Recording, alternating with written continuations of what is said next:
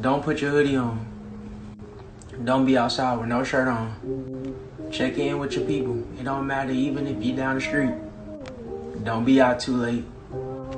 Don't touch anything you're not buying.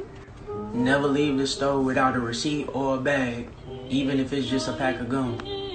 Never make it look like there's an altercation between you and someone else.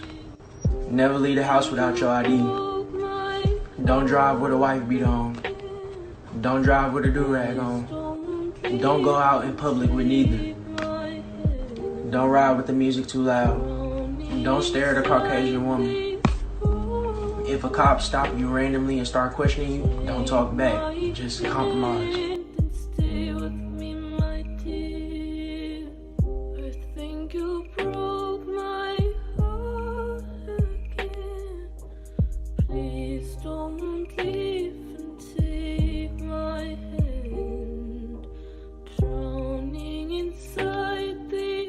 The truth is, no one of us can be free until everybody is free. And every one of us needs to say to our children, children, this is your world. Come out, stand out, earn it.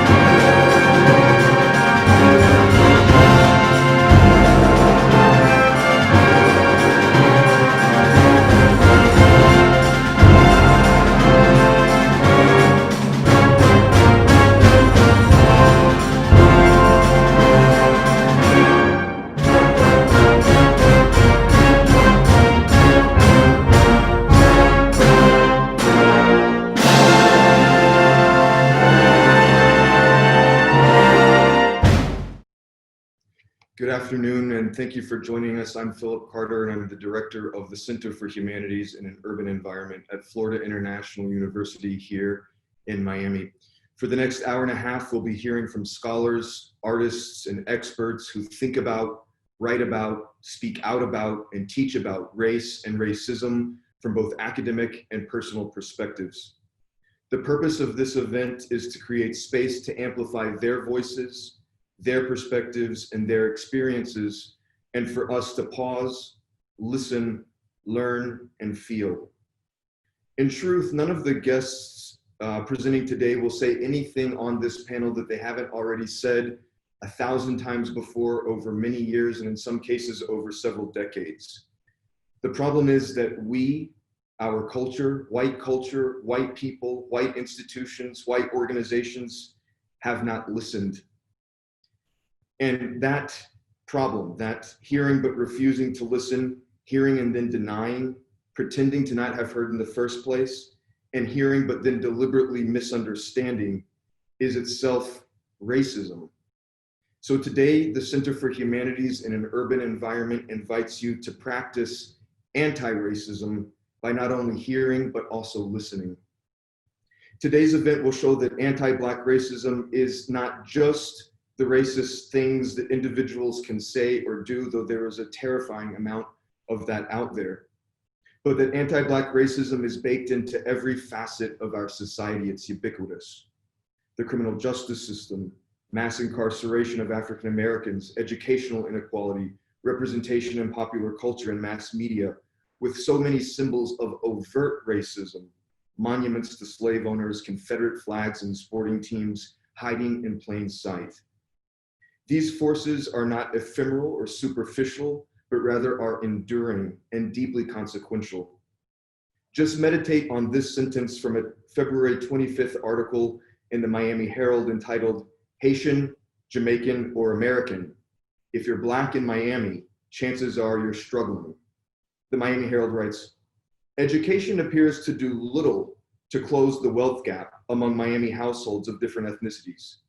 For white households with a bachelor's degree or higher, median net worth was $301,000 per year. For Hispanic households with a bachelor's degree or higher, median net worth was $87,000 per year.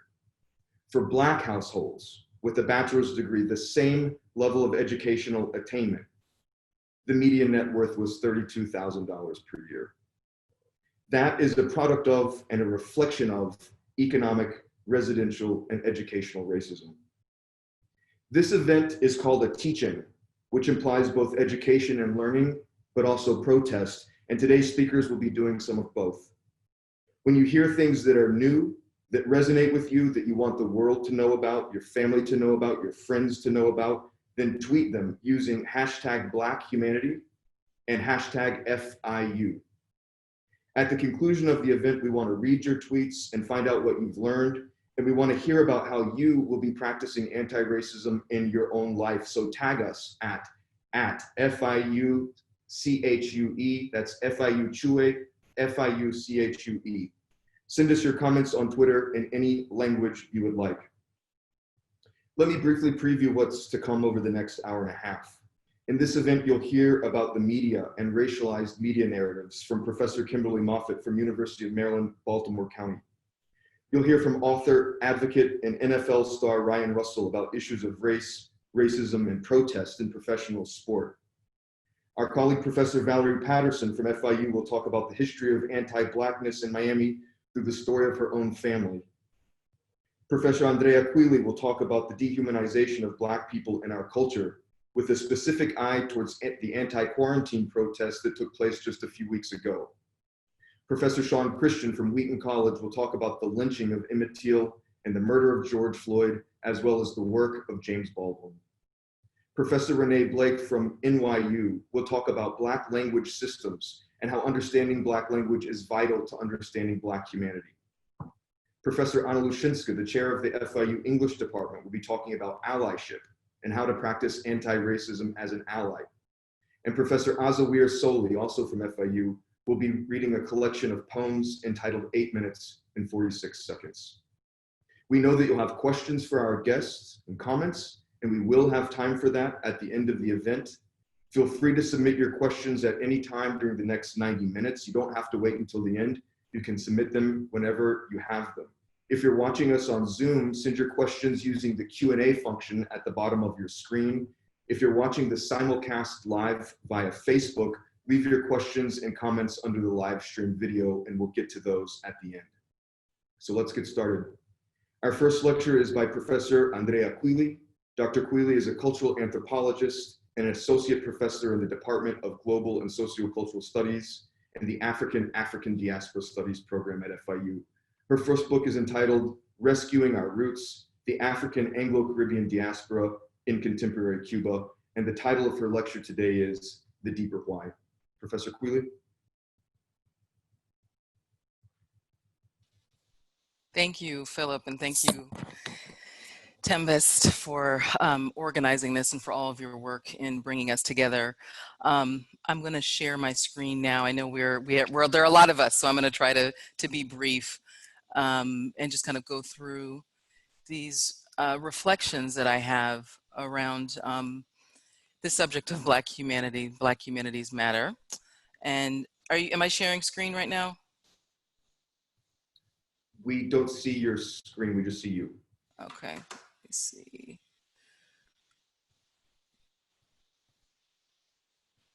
Okay. And now? Not yet. There we go. Okay, great. All right.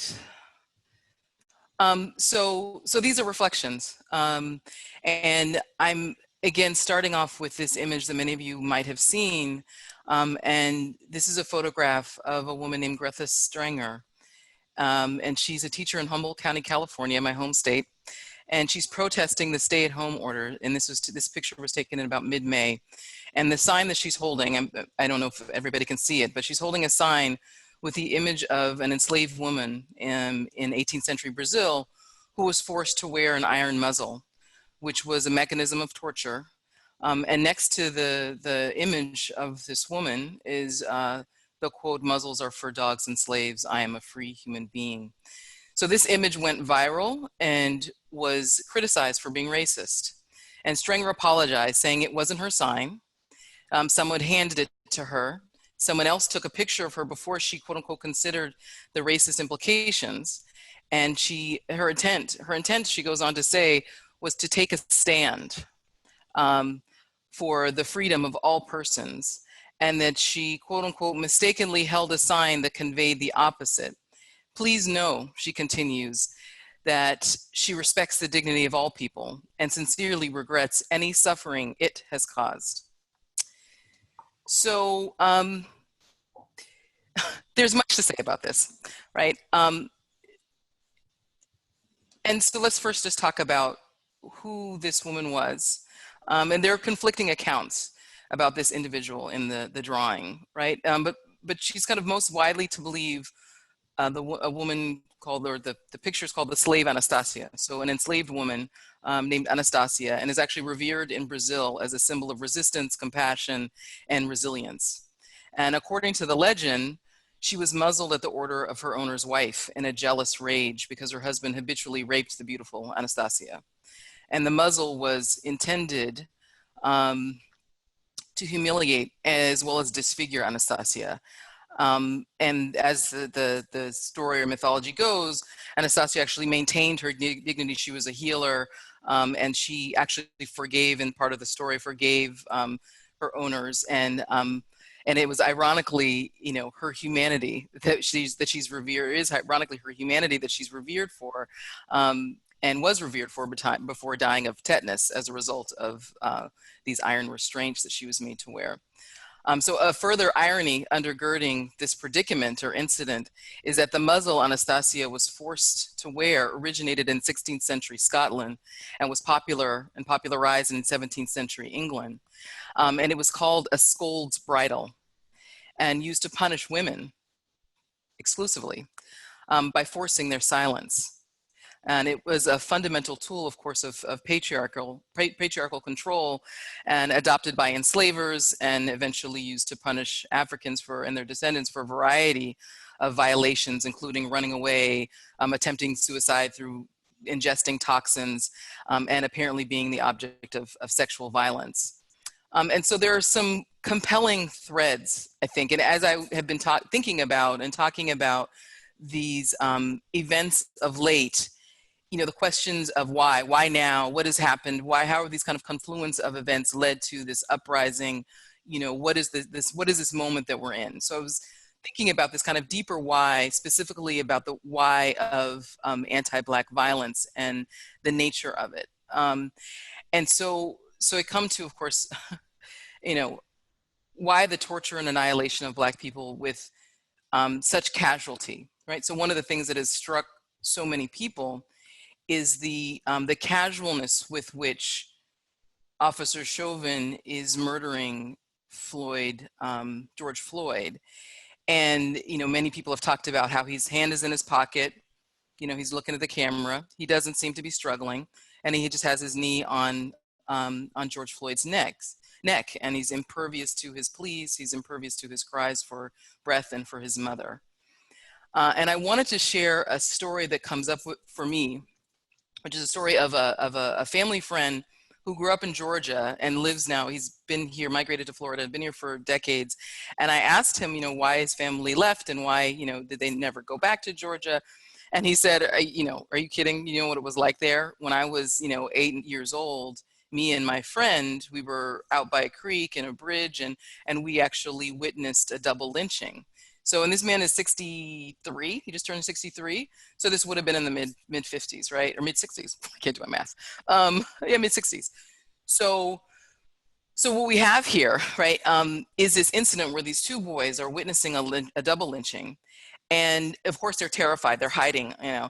And he said, you know, the thing that really sticks out to me is that the men who did this were sitting, you know, around or standing around their truck drinking beers with the bodies of the lynched men hanging above them. And he said, he kind of was haunted by the fact that it was so pedestrian, it was so casual. And this reminds me, I'm sure many of you are familiar with Saidiya Hartman's Scenes of Subjection, Terror, Slavery, and Self-Making in 19th Century America, in which she really is kind of breaking down through the study of scenes of auction blocks and enslaved performances, because enslaved people were made to perform, and minstrelsy. So these kinds of these moments, right, that she focuses on and really reveals the kind of centrality of spectacle in displays of power. And I think we can even talk hopefully about how even these images, and I struggle with whether or not to include this image of the murder, because there's an element of spectacle in it, right?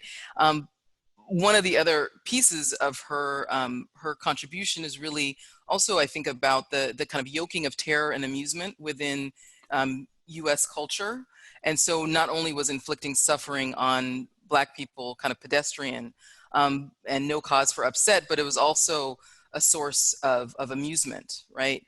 And so the kind of relationship between pleasure, and we can talk also about the show Cops. I think there was just a program about the television, reality television show called Cops, which was amusement at the hands of people who were being apprehended by the police. Those people mostly were people, Black and brown people. So I come back to this question of why would Greta Strenger and the stay-at-home protesters use this image to assert her or their humanity, right? That they, unlike dogs and slaves, are free human beings, are deserving of the kind of freedom that protects their right to perhaps infect others with a potentially fatal disease. What does it mean for her to quote unquote regret any suffering it has caused, right? It being the sign. She regrets that the sign caused suffering, not that she herself as its bearer might bear responsibility for that suffering. So,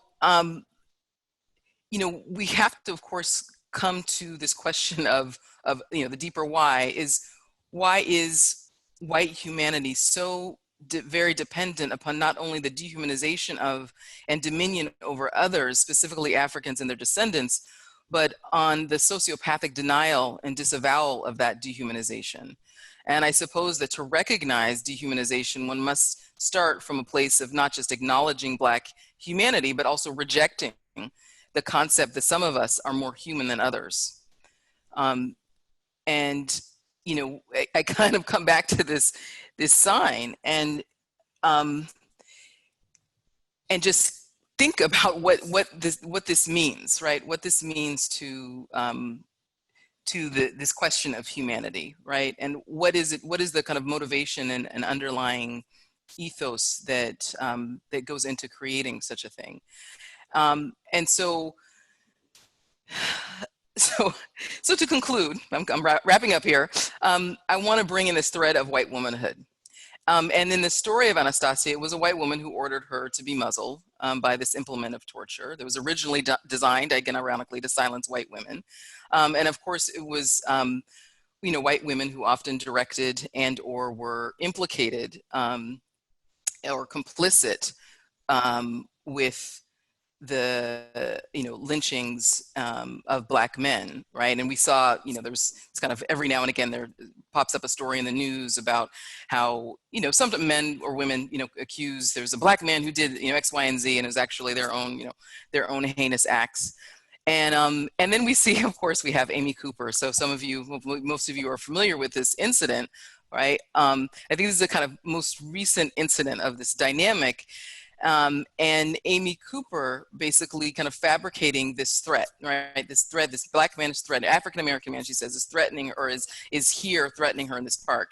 And, I have seen that clip and I'm wondering, is she even perhaps convincing herself that she indeed is under attack, right? Or under duress? and unmuzzled, she uses her voice as a weapon.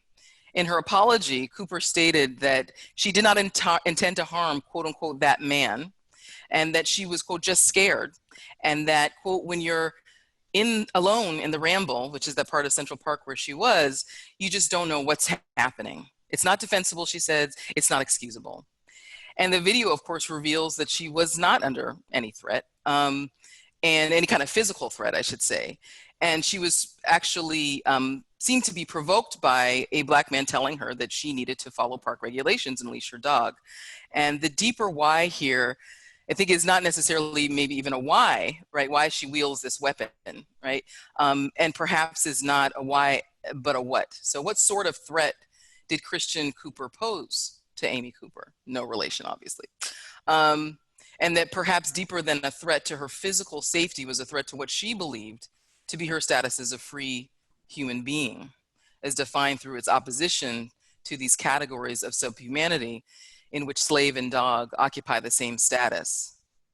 And so I'm hoping that we kind of can have a bit of a conversation about how to dismantle this, right?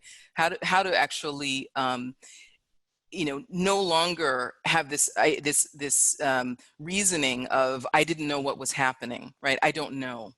I didn't realize, right? At what point does that ignorance no longer become benign, right? And no longer seen as just benign ignorance, but is actually intentional. So I'm going to stop there. Thank you all for being here and for your work. Thank you, Professor Quealy. If you have questions for Professor Quealy, we already see a number of them coming in. Please submit your questions using the Q&A function at the bottom of the Zoom screen or in the comments section of Facebook Live. And remember to tweet your thoughts to @FIUCHUE using hashtag Black Humanity and hashtag FIU. Our next talk is by Professor Kimberly Moffitt, activist, commentator, and media studies expert at the University of Maryland, Baltimore County, where she is the director of and professor in a language, literacy, and culture PhD program, and affiliate professor in the Department of Africana Studies. Her research focuses on mediated representations of marginalized groups and the politicized nature of Black hair and the body. Her presentation today is entitled How the Media Crafts Narratives of Social Justice Movements. Professor Moffitt. Thank you. Are you able to see my screen? We are. Lovely. Thanks so much for having me and giving me the opportunity to talk about something that blends both of my worlds together in terms of being a media studies scholar, but also someone who is highly engaged in having conversations about social justice. I take you very quickly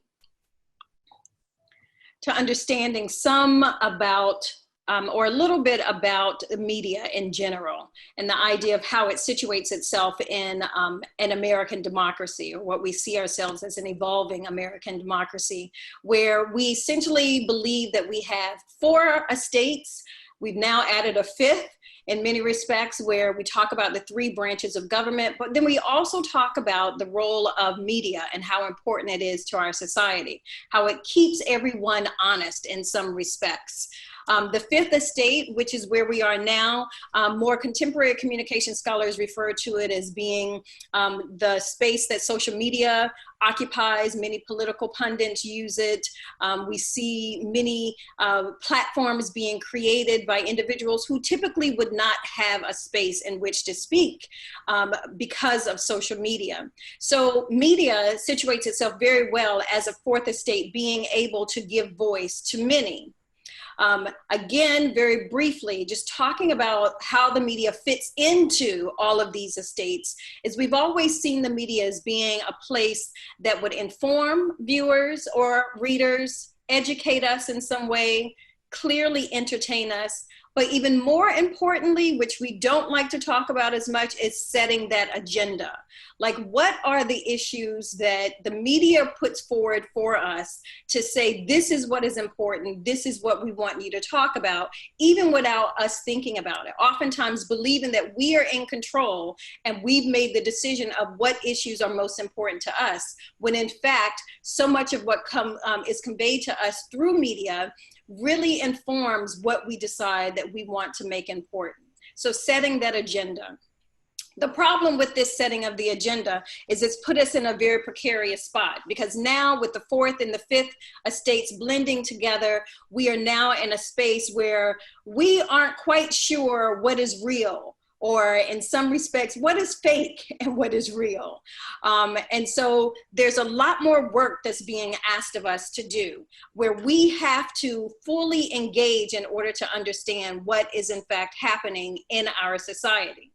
This is work that some of us don't want to do, that we're quite comfortable allowing someone to simply open our brains and pour the information in, and then we react or respond to it, rather than us largely being fully engaged and having the wherewithal to seek out information and making sure that the information we have is accurate information. So issues of objectivity and subjectivity arise. Clearly, many of us have probably been taught that journalism as a field is supposed to be this objective space, which I hope many of us, especially in the current social justice movements, we are very clear in understanding does not exist. But objectivity never existed, even before the point that we are at now.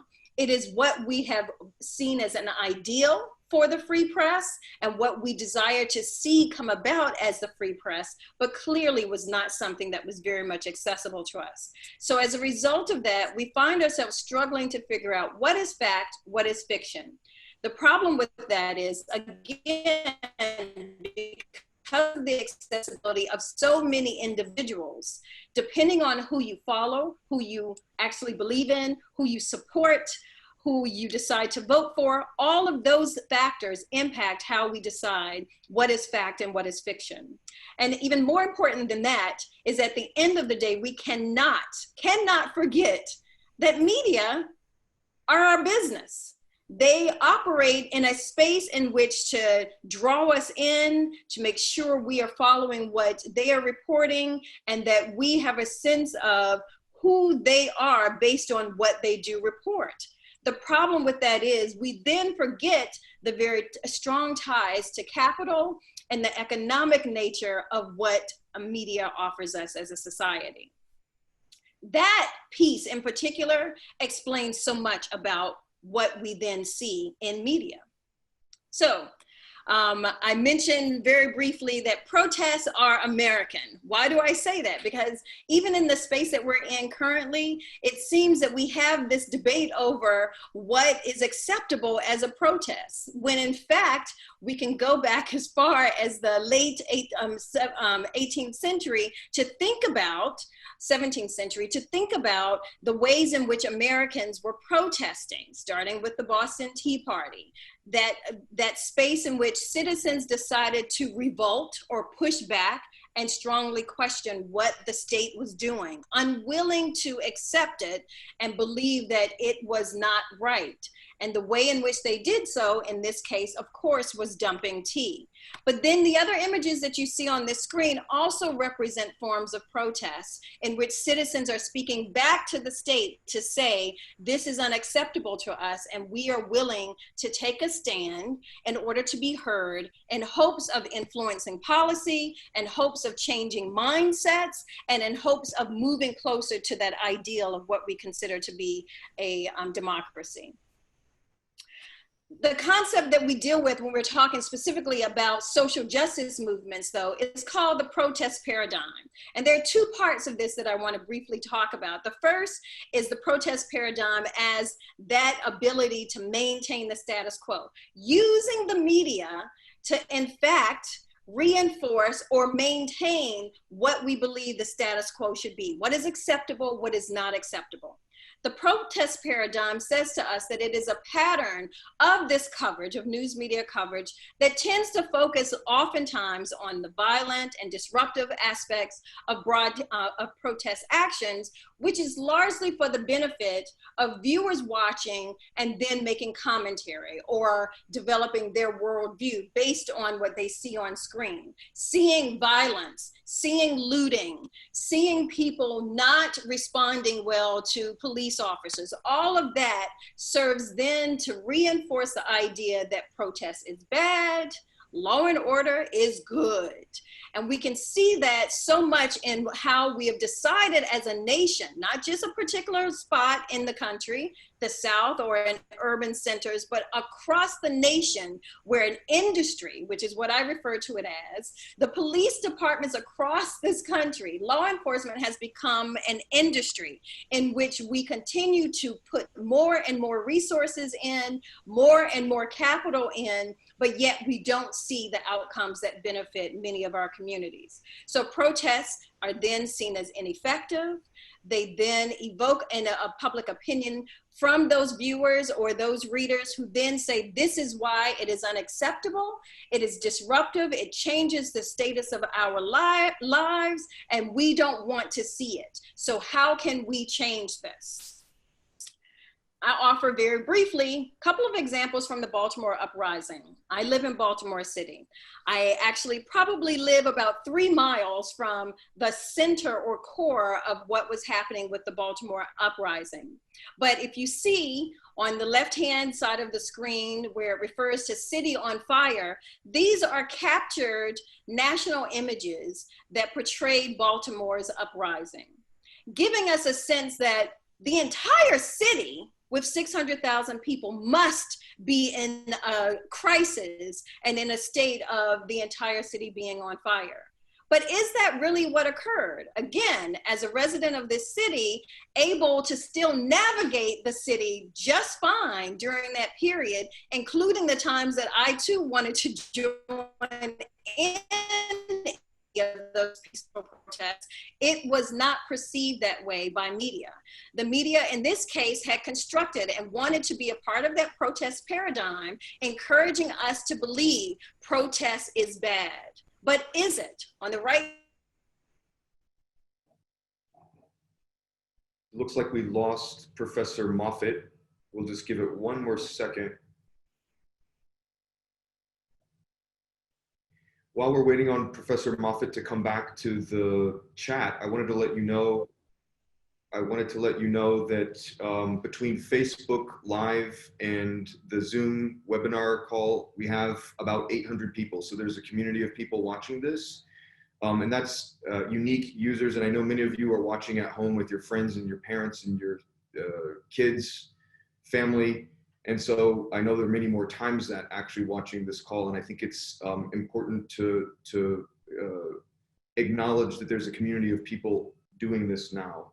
I think we lost Professor Moffitt. Are you here, Kimberly?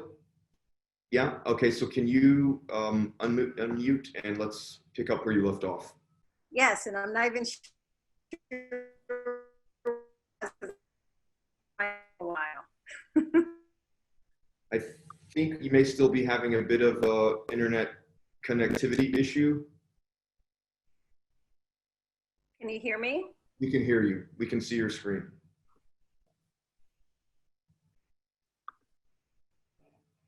Can you still hear me? We can still hear you. Okay, thank you.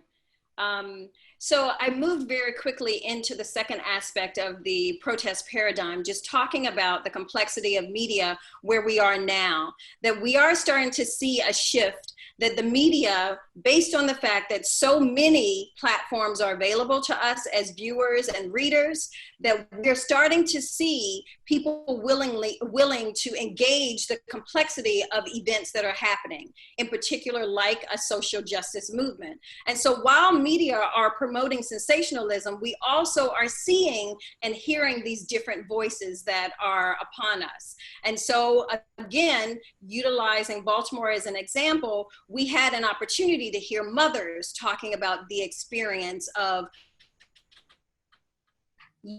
Black child. We also heard from students that were members of the school system in Baltimore speaking out. And the same thing is showing up in the current movements that we are in the midst of. The images that I show on this screen show you just how diverse the movement is, but it also shows you the opportunities in which the media are giving other spaces in which to talk. Now, of course, I am not suggesting that the media is now playing fair, because by virtue of the particular platforms that are being used, the media clearly wants to appeal to its intended audience, which sometimes does not benefit us as the audience. So I just want to finish by ending on this one point, because I think this is something that we know exists, but we're not having as a conversation. What I do think is unique now where we are in terms of how the media is issues is that we are only one identity. That is one identity that matters to all of us, even though we recognize that we are quite complex as individuals, that we have multiple identities. But where we are now, especially in social justice movements, is they tend to reside in one particular camp. You're either left wing or right wing, or you're a Democrat or you're a Republican. That's all that exists about who we are, which really says something about this notion of either or, when in fact we are both and. We're so much more than that, and we're allowing ourselves to be fixated in these camps that keeps us from actually having the opportunity to engage one another. And I'll stop there. Thank you so much, Professor Moffett. I know that this presentation is going to generate a lot of commentary and questions. Feel free to submit your questions on Facebook Live and on the Zoom webinar using the Q&A function, and a reminder to tweet your thoughts at FIUCHUE, hashtag Black Humanity, hashtag FIU. Our next talk is by Professor Sean Christian, an Associate Professor of English and African American Studies at Wheaton College. Professor Christian is author of The Harlem Renaissance and the Idea of the New Negro Reader, and his talk today is entitled Witnessing the Racial Body. Professor Christian.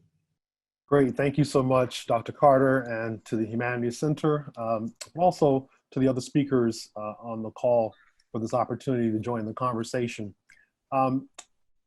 As we all have been doing, I can imagine, this set of remarks from me reflects my effort to process. I was in a conversation with someone that used the phrase, what did I just witness? And it got me thinking a lot about what it means to witness in this moment in history. So I'll begin with that little bit of a frame.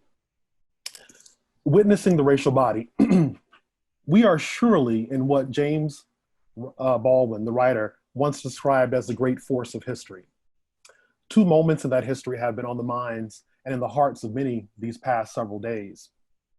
The first moment are the words, "Let the people see what they did to my boy," or what Mamie Till Mobley uttered in 1955 when she decided to have an open casket at her son Emmett Till's funeral. As some of you might recall, Emmett Till was a 14-year-old African-American boy from Chicago whose death and disfigured body at the hands of white men in Mississippi galvanized the 1950 civil rights movement. The other moment is George Floyd's death, especially as he gasped, "I can't move. Mama, mama, I can't," while in the custody of Minneapolis police. Mamie Till Mobley's words reverberate whenever I replay the unforgettable and now ever-present video of George Floyd's last words. Though there is much need for all of us to be in the present right now, I cannot help but to also think about the power and pain of both moments and how they compel us to bear witness. Mamie Till Mobley's decision to have an open casket was fury at injustice and the anguish from the realization of any parent's worst nightmare. Her words were not an invitation, but a demand that the nation witness the result of the racial violence that killed her son. One irony of her demand lies in the fact that it was white perception or misperception of Till as an adult, a sexual threat, rule breaker, outsider, among other ideas that led to his death. What Mamie Till Mobley and so many others saw in Till's unrecognizable body was far from the first witnessing of racial violence in America. Still, her demand challenged the nation to claim its role as witness. When the men who killed Emmett Till were acquitted of his kidnapping and murder just months later, the intensity of her demand grew stronger and claimed more witnesses. With her words and the images of Till's body, witnessing became an urgent public act and shared burden. Importantly, witnessing Emmett Till's body and imagining how he died was undeniable recognition that, whether present physically or historically distant, the nation's citizens were always witnesses to racial violence. In exclaiming, "Let the people see what they did to my boy," Mamie Till Mobley offered the nation not her son Emmett, but a mutilated and disfigured body that prompted 1950s America to either reject or to ignore it, to search for the source of that body, or to see versions of itself in it. Baldwin, who loosely adapted the circumstances of Emmett Till's death for his play Blues for Mr. Charlie, once said this: "It was myself in that coffin. It was my brothers in that coffin. I can't describe it so precisely because it had been so mutilated. It had been so violated. It was him, but it was all of us." Seeing the period after Emmett Till's death as one of terrible darkness, Baldwin offered his play as one man's attempt to bear witness to the reality and the power of light. Just 2 weeks old, the videos of George Floyd's death remind us again and again of what it means to witness. Woefully too familiar, the videos of George Floyd's restrained but hidden body keep focus on his face. Through their comments and insistent filming, the first witnesses amplify what the rest of us see and hear in those 8 minutes as another Black body struggles, fights, and begs for breath, for life. Ultimately, what we see and hear are deafening. And though none of us will fully know what it meant for him to bear witness, Maurice Hall, who was with George Floyd at the time of his arrest and death, said, "I'm going to always remember seeing the fear in Floyd's face because he's such a king. That's what sticks with me, seeing a grown man cry before seeing a grown man die." As witnesses, some of what we experience when Floyd calls for his mother further implicates our common humanity, especially the value we place on the bonds between a mother and her child. In witnessing those moments, I cannot help but think of my own mother and what she witnesses. George Floyd's words also lay bare the truth that there have been generations of Mamie Till Mobleys too. You know, the presence of just some of these mothers at George Floyd's funeral in Houston on Tuesday, for those of you that witnessed it, it's just a profound testament to that fact. In the time since his death, many people refer to George Floyd as our Emmett Till. It is a poignant comparison. Rather than search for something recognizable in a disfigured face, with George Floyd, recognition is immediate. To see Emmett Till and George Floyd is to confront the history and ongoing force of racial violence and injustice in the nation. To see Emmett Till and George Floyd is to also connect the in real time experience that many people have watching George Floyd's death to how pictures of Till's body circulated in the Black press in the 1950s. To see Emmett Till and George Floyd is to not only hear and feel the force of Mamie Till Mobley's words, but to try and imagine Emmett Till's own last words. To be clear, and I want to stress this, though the connections that I highlight here are palpable and I hope helpful and arresting and affecting, to be a witness for George Floyd does not require invoking Mamie Till Mobley's words and images of her son's body. As well, it is important to note that Emmett Till and George Floyd only partially embody the weight of countless victims, visible and invisible, of racial violence and police brutality. Indeed, each death, each body, each life, each face, and each name, from Breonna Taylor to Tamir Rice, is also its own history, demanding that the people witness. I'll conclude with some more words from James Baldwin. He wrote, "Nothing is fixed forever and forever and forever. It is not fixed. The earth is always shifting. The light is always changing. The sea does not cease to grind down rock. Generations do not cease to be born, and we are responsible to them because we are the only witnesses they have. Thank you. Wow, that's very powerful. Thank you, Professor Christian. Thank you for giving us that and for giving us James Baldwin. Language is a fundamental yet often overlooked domain where racism plays out. We'll get to hear about that now in a talk entitled Black Language and Black Dignity from Professor Renee Blake, a professor in the Linguistics Department and Department of Sociocultural Analysis at NYU. Professor Blake is a leading expert on the grammar of African American English and a co-producer of the award-winning documentary Talking Black in America. Professor Blake. Thank you so much.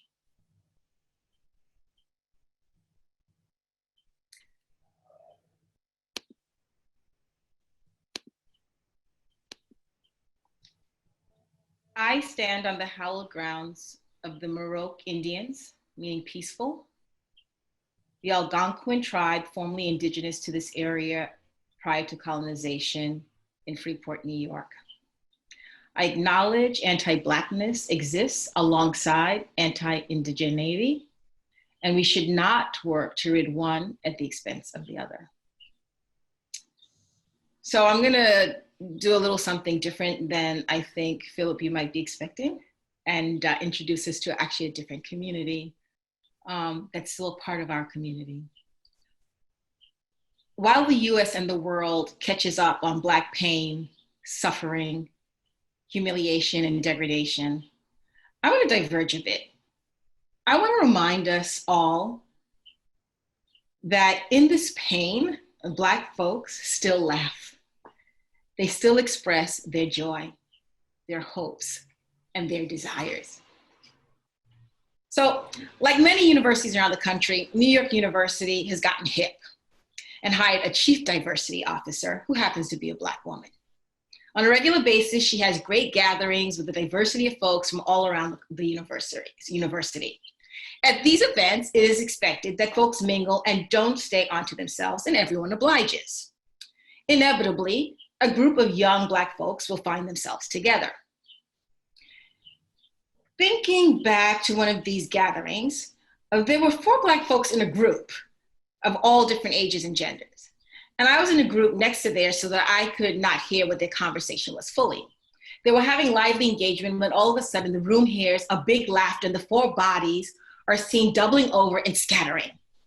Now, my first reaction was, I wish I was in that group. But I looked around and at my non-Black colleagues, and I saw not faces of yearning or wanting to know, but rather faces of confused surprises, being stunned, and even a little annoyed, for they could not read Black bodies in full laughter. Embodied sociolinguistics reminds us, you have a body. We all have a body.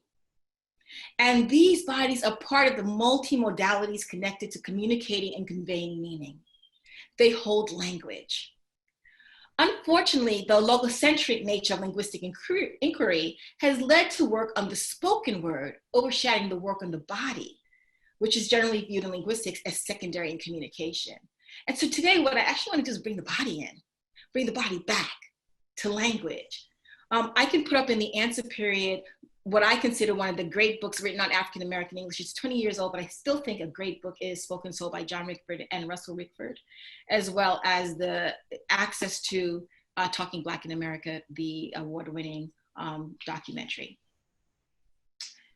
So in their seminal work in 1976, John Rickford and Angela Rickford in Kutai and Suck Teeth, oops, just need to advance, sorry. In Kutai and Suck Teeth, African Words and Gestures in New World Guise describe this visual and oral gesture as cultural talk within Black diasporic communities across West Africa, the Caribbean, and the United States. More than 40 years have passed since this important paralinguistic work that highlighted the body in Black communication.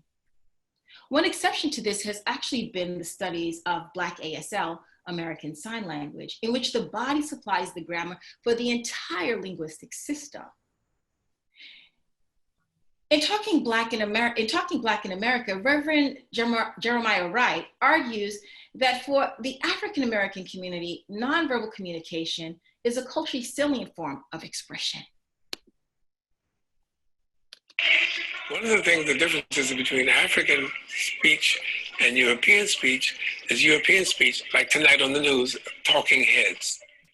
That's it from Channel 5. What do you say, Sue? What do you say, Bob? Right? When Black people talk, they get involved with the body. The body is a part of the speech event. Homiletics, when I was back in school, said, no, you don't do that. That distracts from the message. So it's time for researchers to build holistic models of human communication that integrates a wide variety of aspects of both verbal and nonverbal behavior to completely understand the depths of Black communication. Now, some people gesture more than others, but nonetheless, we all actually have the impulse to gesture. In spring of 2018, I started teaching a Black English course in the carceral system. I was impacted by all I had learned from some of the most brilliant men I'd ever met. One of my incarcerated students asked me to teach him to code switch so that he could be better understood and received by those judging him and evaluating his prison sentence. I said I could help him with that, but what about his body? When he spoke, his gestures were expressive and grand. He told me not to worry. He had already figured out that his gestures were perceived as menacing. So when he went to court, he would put his hands in his pockets, though I wasn't sure that this would be perceived as any less menacing. We tried the code switching, and after a few minutes, he said we should forget it. He needed to express himself freely. So yes, a comprehensive study of Black language should necessarily consider African American and African diasporic gestural embodiment in the United States context, with gestures regarded as central to the production, perception, and social interpretation of language. However, I argue that studying the Black body in Black expression, while focused on agentive beings engaged in face-to-face interaction, must be framed within the histories in which Black bodies are subjected to historical systems of oppression. Black bodies have been saturated with significance, where they have been relentlessly subjected to categorization by newspapers, as Kimberly has highlighted, newscasters, popular film, television programming, public officials, policy pundits, and the agents and other agents of representation. Today, both African American language and sign are considered legitimate real languages. In terms of Black ASL, we know it shares lexical items and phrases with spoken African American language like, that's the truth. Girl, I know that's right. Who you telling? My bad. And this should not be a surprise as Black, deaf, and hard of hearing children are part of the African American community. But I argue that we can learn more about African American language if we compare it to Black ASL. So again, we should not separate the Black body from spoken language. It is part of the root system of African American language. Interpreters have a specific sign-in space where they stay in a specific box and you're signing in this space. But Black deaf people, they kind of open that space up a little bit and kind of, you know, use more space when they're signing. And so as Black interpreters, when I hang around the Black deaf community, I find that my signs are much larger. My signs are kind of more exaggerated, and I'm able to feel more comfortable and confident in signing as I would talk, instead of going to a staff meeting or any other meeting that's traditionally a white audience in the room and having to be conscious of my movement and making sure that my movement isn't a distraction for everyone else in the room.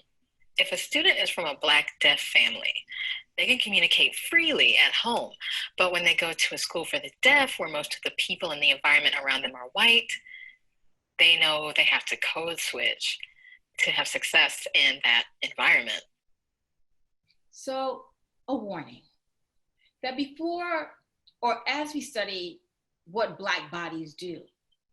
We must first own up to what has and is being done to Black bodies based on misguided perceptions over more than that span over centuries. And this will inevitably impact our analysis and Black lives and how we view Black humanity. I want to leave you with a young Yale graduate student awoken out of a nap in a dormitory common area with belonging in question.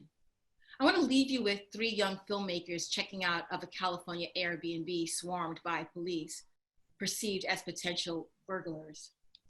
I want to leave you with 3 young filmmakers checking out of California Airbnb. Oh, sorry, I did that one. Swarmed by police, perceived as potential burglars. Sorry about that. I want to leave you with 2 young men arrested in a Philadelphia Starbucks while waiting for their friend and using the bathroom without making a purchase. A young man picking up the trash in his front yard in Colorado had a gun pulled on him by a police officer who claims to feel menaced by his trash grabber.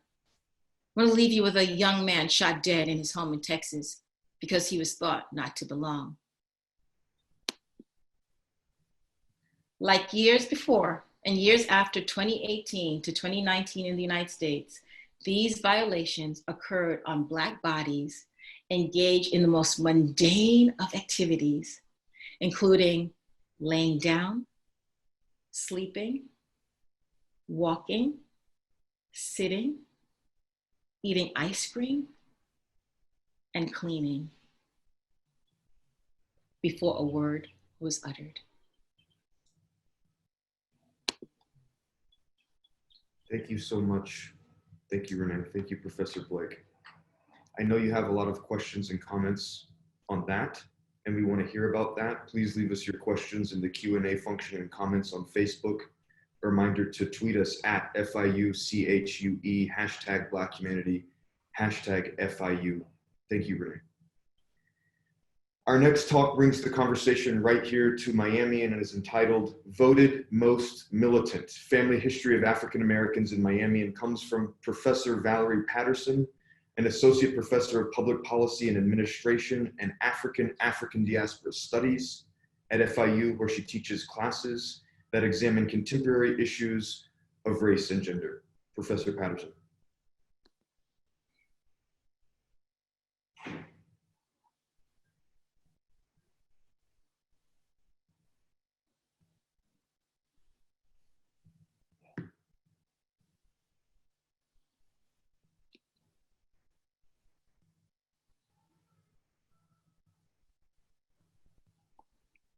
Valerie, we can't hear you just yet. I'm not sure if you're unmuted. No, I just unmuted. Okay, great. I'm just trying to, okay. So, first of all, I want to thank Professor Carter for the opportunity and to participate in this weekend, and also say that I'm honored to be a part of this panel. I've been trying to take some furious notes. This is a very engaging conversation and thought-provoking. And so the Voted Most Militant actually comes from, so I had to my election as and as the most militant student in my senior high school class.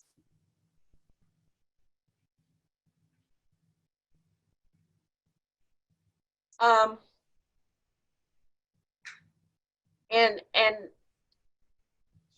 I grew up in Coconut Grove, and when I was asked to participate in this panel and talking with my colleagues about their perceptions of what I could do, I was very interested in having this discussion of African American history in Miami through the eyes of my family.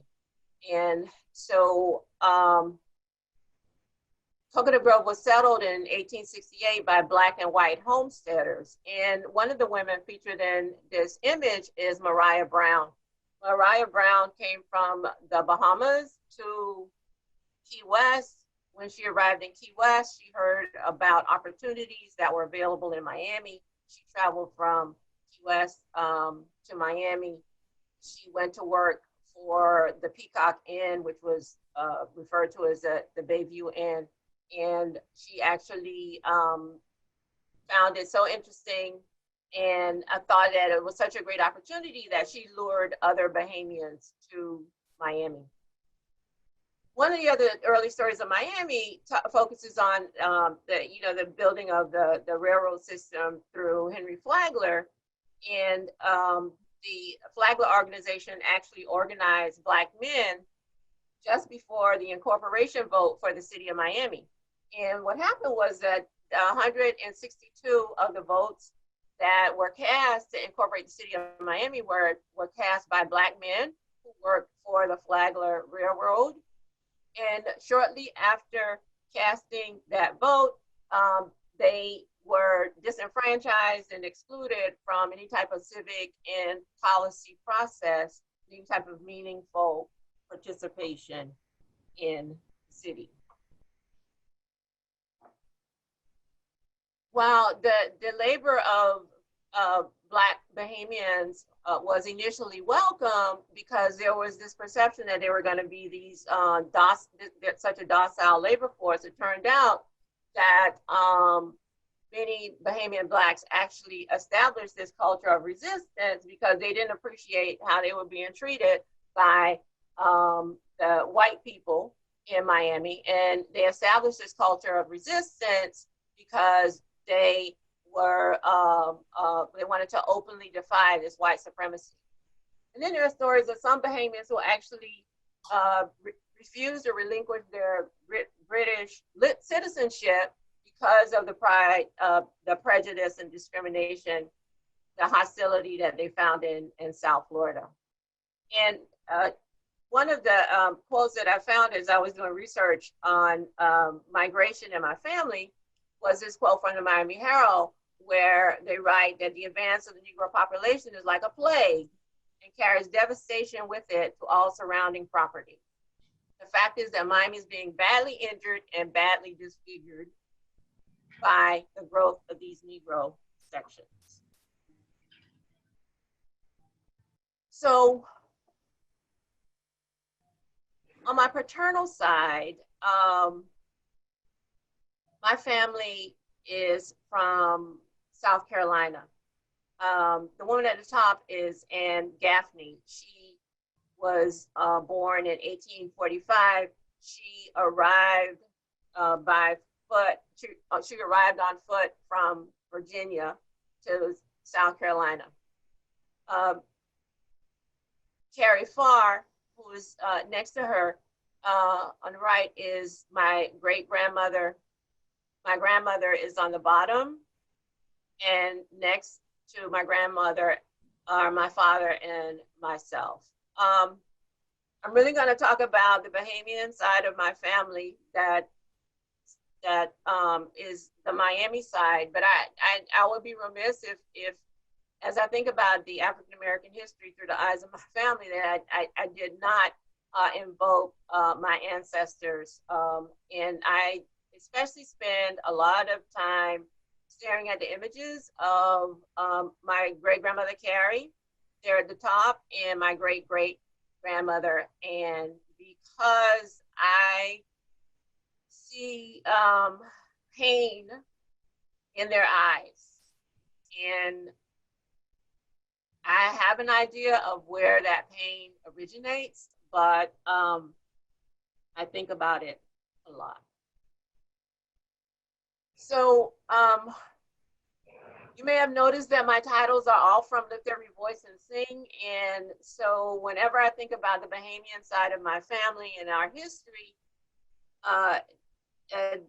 James Weldon Johnson is important in this discussion because his mother was Bahamian and her father was actually the Postmaster General of Nassau. So my grandmother, Kiva, her sister, Maud, and their mother, Agatha, sailed to Key West from Eleuthera, not from Lutra, but from Harbor Island in the Bahamas. They sailed to Miami, coming in through Key West and into Miami from the Keys in 1912. There's my mother on the bottom on her tricycle. She is around for in this image, and her mother, my grandmother Kiva, died when my mother was 4 years old. And so my mother was raised by her cousins, Joe, Jesse, and Carnett. They're there playing on the front porch in the image on the far right, playing on the front porch in the big house. And the big house is the house where I grew up in Coconut Grove until I reached a certain age. As I said, my mother's grandmother, my great grandmother, left this house to my mother. And because she was a child, she was appointed guardians who were actually white at the time, and she was known as the little colored girl with the white grandparents. But we all grew up in Coconut Grove in the big house on Washington Avenue, and shared many hours of engaging and interacting with our neighbors on Washington Avenue. So looking at the African American history through my family's eyes in the 40s and 50s makes me think of Father Theodore Gibson, who was a noted civil rights activist in Miami. Up till the age of 23, I was Episcopalian, and so I grew up in converted to Islam. After that, I grew up in Christ Church. Father Gibson was my priest, and he was very direct, to the point, and didn't pull any punches. He went from being a priest to being the chair of the local NAACP. His accomplishments are noted. The suit that sought to end the segregation in Florida schools is one example. He was a part of that initial suit in 1956. And along with these activities, he also was a part of a Supreme Court case that was where he refused to give up the names of the membership of the NAACP to the Johns Commission. So desegregation figures prominently in my African American history of my family. And along with the schools, there's a case of the Virginia Key Beach, which Father Gibson actually led the fight to acquire a quote unquote Negro beach by actually wading in the waters of a white beach. And as soon as that happened, then the white people who were policymakers said, you know, we have to find a Negro beach so that this doesn't happen again. So Virginia Beach figures very prominently in my history. On the bottom right is my grandmother and her husband on Virginia Beach. Segregated schools were a major part of my history up through 9th grade. I attended George Washington Carver Elementary School, then junior high. In 65, George Washington Carver Senior High graduated its last class, and the students who were to go on to be seniors the following year actually went over to Coral Gables High as a part of desegregation efforts. And I also attended senior high at Gable. So I'll talk about that more in a second. The 60s, it's, for me, looking at African American history, it's important for me to think about the impact of immigration on the lives the lives of my family and the lives of Black people in Coconut Grove and in Miami. And so, as we sort of felt ourselves on the brink of experiencing some of the gains of the civil rights movement, we then found ourselves dealing with a shift away from the focus of acquiring these gains to thinking about and experiencing the impact of immigration in the 60s. So the focus shifted to the tremendous challenge associated with the influx of hundreds and then thousands of exiles fleeing Cuba. There was increased competition and tensions related to scarce resources, employment, scarce resources including employment opportunities, housing, and even healthcare services. And so as I ponder my life growing up in Miami, I think about and the sort of impact of living in a majority minority county when you are not a member of the majority minority. So there are multiple implications. Looking into the 70s, and I mean, I probably should have said this earlier, but as I thought about this presentation, I really wanted to look across the decades of African American history through the lives of my family. And so into the 70s,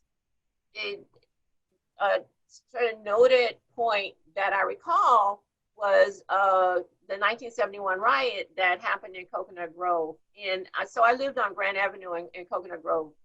If you know anything about Miami and you know anything about Coconut Grove, you know that Grand Avenue is the main drag. And so we moved from the big house, a house that my mother owned on Grand Avenue, to the little house on Washington Avenue, to the little house, another house that my family owned on Grand Avenue, which was the main drag. And so I could see everything happening on Grand Avenue through the jalousied windows of my front door, and also through the windows in my living room. And during the 71 riot, this happened as a result of a young man who I actually went to work, I actually went to school with, went to junior high school with, who was killed by police officers. And the Black kids in the Grove were very upset about this. Resulted in a riot. As I said there, the law enforcement cordoned off our neighborhood. And as I sat there looking at this conflict unfold, I was sort of amazed by this one scene that I will never forget.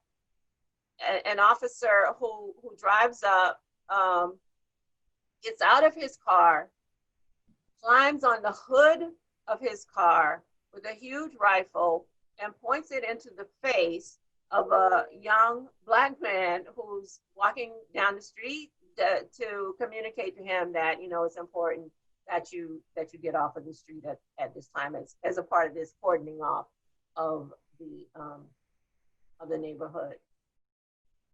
In 72, there was a Democratic and Republican conventions that were held on Miami Beach. I worked in the office of my high school as a student employee during that summer. And during the summer, along with the National Guard, because they were in town to ensure that the protest did not get out of hand, we shared the office space with the National Guard.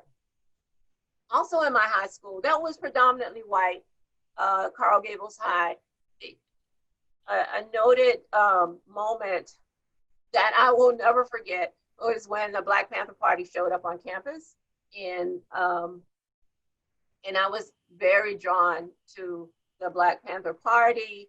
I purchased a newspaper, and from that point forward, even though I never officially became a member of the Black Panther Party, I changed my name to BP 108, and for years, people called me that. And then finally, I just want to point out that over the years, I've learned of the importance of the Shirley Chisholm and her run for the first Black female to run for president of the United States. And I was just amazed that I didn't know that at the time, and that she was there at that convention. I think it was one. The 80s, of course, if you know anything about Miami, the McDuffie riots are very prominent, and so the beating and death of McDuffie happened at the hands of Dade County police officers in December of 1979. The following year, the officers were acquitted. It immediately led to what is known as the Miami riot, the McDuffie riots. They lasted, the riots lasted over 24 hours. An estimated 18 people were killed. There were hundreds of millions of dollars in damages that occurred. But I will always recall my grandmother's voice on the phone, because she lived she lived on Grand Avenue. I had moved at that point. And at her fear as this riot unfolded, there were demands. The demands were get rid of racist cops, provide better opportunities for Blacks. The one thing that Professor Marvin Dunn talks about is the fact of preemptory challenges to jury selection as being a possible policy change that occurred as a result of the McDuffie riots. In the 90s, that history focuses, for me, the significance of the Mandela tourism boycott. Professor, then attorney H.T. Smith, actually launched an economic boycott on the local tourism industry after the Cuban American officials snubbed Nelson Mandela, who immediately, within months of his release, wanted to come to Miami because of the support that he received from people like H.T. Smith. He was snubbed. There was the Cuban American elected officials snubbed him because of his relationship with Fidel Castro, of course. And then H.T. Smith launched this boycott that had a significant impact on the city, where the estimates are that the lost convention dollars and business dollars were between $20 and $50 million. There were some policy gains after the negotiations and resolutions. The Visitor Industry Council, African Americans appointed in higher levels of responsibility in government positions, scholarship dollars for students at FIU who were hospitality and tourism students are some of the examples. And then finally, looking at 2020, African American history through the eyes of my family reveals the fact that, as God of our weary years, Miami remains a tale of two cities, right? I have classmates and family members who moved away years ago. They frequently say to me, "I can't believe you still live here!" ! disparities, inequities, and competition for scarce resources remain. You have major financial industry, commerce going on in the financial district, and 2 blocks west, you have abject poverty. And so the disparities remain. Gentrification is an issue. Segregated neighborhoods remain. And so my questions are related to how will disadvantaged Black people be impacted by the current crises, whether it's COVID, the adverse impact of the economic downfall related to distancing and a pandemic, or the current crisis related to the George Floyd murder and protests. And finally, it's for me, it's the question always remains: what is it? Is it that we're on the precipice, or is prosperity? Thank you so much, Professor. In our future. Thank you so much for sharing your family history. I know our local Miami viewing audience will have a lot of questions for you, in particular about the 1960s and immigration. That's something that's on the minds and mouths of a lot of people in our community. Ryan Russell is a professional football player in the NFL, a poet, writer, activist, and artist. In Ryan's professional football career, he was an all-conference player and a Big Ten starter, and off the field, an accomplished writer. He is author of Prison or Passion, a collection of poems that reflect his own struggles and hopes. Ryan's inspirational ESPN coming out story has been nominated for a 2020 GLAAD Media Award for Outstanding Television Journalism. The title of his talk today is the same as his book, Prison or Passion. Ryan? Thank you for having me, first and foremost. I'm super just grateful to be here in the presence of so many intriguing, amazing, and thoughtful minds. I talk about a sports perspective because I've lived it. That's what I know best. And it's sometimes seemed forced, especially in these conversations, but for me, it's impossible not to talk about the culture of sports and the history of sports and not talk about Black culture and Black history. Those two things to me are almost synonymous. If you look at the landscape of the NFL per se, I think right now it's 70% Black players. That not being represented in front offices, not being represented by the owners is a stark fact and observation. Sitting here and reflecting on my time in sports, particularly in the NFL, I see the irony of things. As a lover of football in particular, and a lover of sports, I see it as one of the most humanizing forces in the world. You can sit in a room of complete strangers and wear the same team jersey, cheer for the same players. You can feel this bond with people who've experiences you don't share, whose skin color doesn't look like yours, who has different religious beliefs, and have a moment of pure bonding and joy and elation. As a player at the highest level in the world, I can see sports and the NFL in particular being a very dehumanizing experience and dehumanizing space. It is presented in the object of connectivity and of team and of synergy and of putting your individual characteristics, your individual personalities, your individual identities aside to give and contribute to the greater good of a team, to the greater good of an organization. Those things, especially as a player who wants to win and who wants to play at the highest level and succeed, are very appealing things to strip yourself of your identities. I stand here now as a Black bisexual NFL football player, and I've never been able to say those things before coming out. And I've never even seen the correlation in all of those things before. There's such sectioned off boxes that sports brings. And when talking of sports culture, I can only think of how it affects Black culture, because there are a lot of boys looking at a lot of men that look like me, and seeing that in sports, that the most predominant athletes, the most even successful athletes, are still subject to police brutality, that are still subject to violence, that are still subject to racial slurs.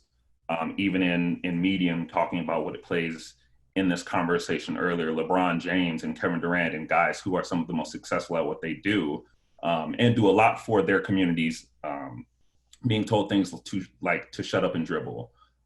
There is a feeling of Blackness being disconnected from sports that I think is terrifying, that I think is scary, and that I think a lot of players, myself included, have fallen into.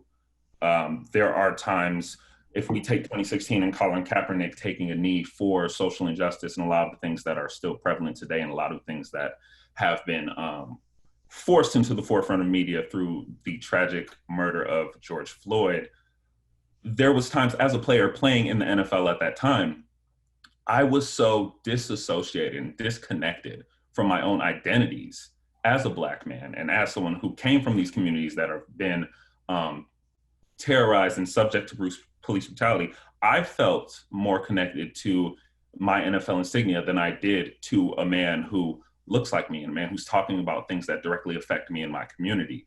There is such a scary border between our identities outside of a jersey and our identities inside of it. They tell you there's a reason that your insignia of your team, or that the NFL insignia is in front of your jersey and your name is on the back. And though that brings a lot of great things, the synergy that I was talking about earlier and being able to put the well-being of others above yourself, there's an importance in our story. There's an importance in where we come from. There's an importance in our identities and in the struggles of our community. And when we are told to shut up and dribble, and told that, sports is a place for comfort, sports is a place to escape all of those things, but the players that are actually playing and providing this so-called service are not escaping these same issues and these same facts that you want them to stay mute about. The framework of sports and sports culture and Black culture is very terrifying in a sense, and very damaging. And I've known from both being inside and now also just being able to sit back and reflect and to own all of my great identities and characteristics and uplift them at once. I am a writer and a poet, and I began kind of this self-discovery and this coming of age almost in myself through writing. And I'm going to share just a poem about the dehumanization that I felt, and kind of how you make excuses for it, even as a football player, that you think, yeah, okay, maybe I can't speak up for the masses, but I can give money back. I can give services. I can take care of my family. Yeah, maybe I'm putting my own life at risk, but I can risk this for A, B, and C. The poem reads as such. Do not cry for me, mother, for football is not war. We do not carry arms against the less fortunate or shoot amongst the crowd. And the divided sides are not nations, but boys that thought playing a game made them men. Do not cry, mother, for football is not war. Yelling men bear overflowing, we enter the arena. Rage-filled eyes, black war paint, but football is not war. These boys were made to break, but they've been bending their whole lives. Glory awaits for those whose colors and high in blood tides. Fight for the man who's branded you, your helmet, his homage. Do not cry, mother, for football is not war. Do not cry, mother, for football is not war, because I chose this path. It averted me from the slums. Sweat filled my eyes better than tears. A belly of blood was full at last. Grass fields I wished I could die on, over the streets that claimed young lives. Do not cry, mother, for football is not war. Do not cry, mother, for football is not war. There's whistles, balls, and bright colors. It's an arcade game, I swear. Forget the diagnosis, broken bones, and drug abuse. CTE is not PTSD, and I choose this half-life over and over again. Do not cry, mother, football is not war. Mother whose heart stops when I crumble, who wonders maybe this time I'll stay down. Do not cry, mother, for football is not war. There is a part of sports that is beautiful and a part of sports that allows us to put others in the perspective of others above ourselves. But when the community that has created some of sports' greatest moments is under direct attack and direct siege, sports then flips that coin and turns a blind eye to it, that this is a place to get away from that. This is a place of comfort. This is a place that does not reflect those things, when in fact the individual parts that are coming together struggle with these things, have been subject to these things. I fear not wearing my jersey back in my hometown. I fear cops coming up to me, interacting me, and not knowing who I am. I sneak it into a sentence with any law enforcement as soon as I can. Anytime I've been pulled over, I brought up leaving the practice facility. I brought up preparing for the game next week. I brought up things that I felt gave me almost a sense of innocence that I should always feel, that everyone should feel. I've chased excellence so long, and I've chased a football career, yeah, because I love it, but also because I felt like that almost validated me. That excellence almost made me equal, when in fact, these things are not what gave my life meaning, are not the reasons that I deserve to not be killed in the street.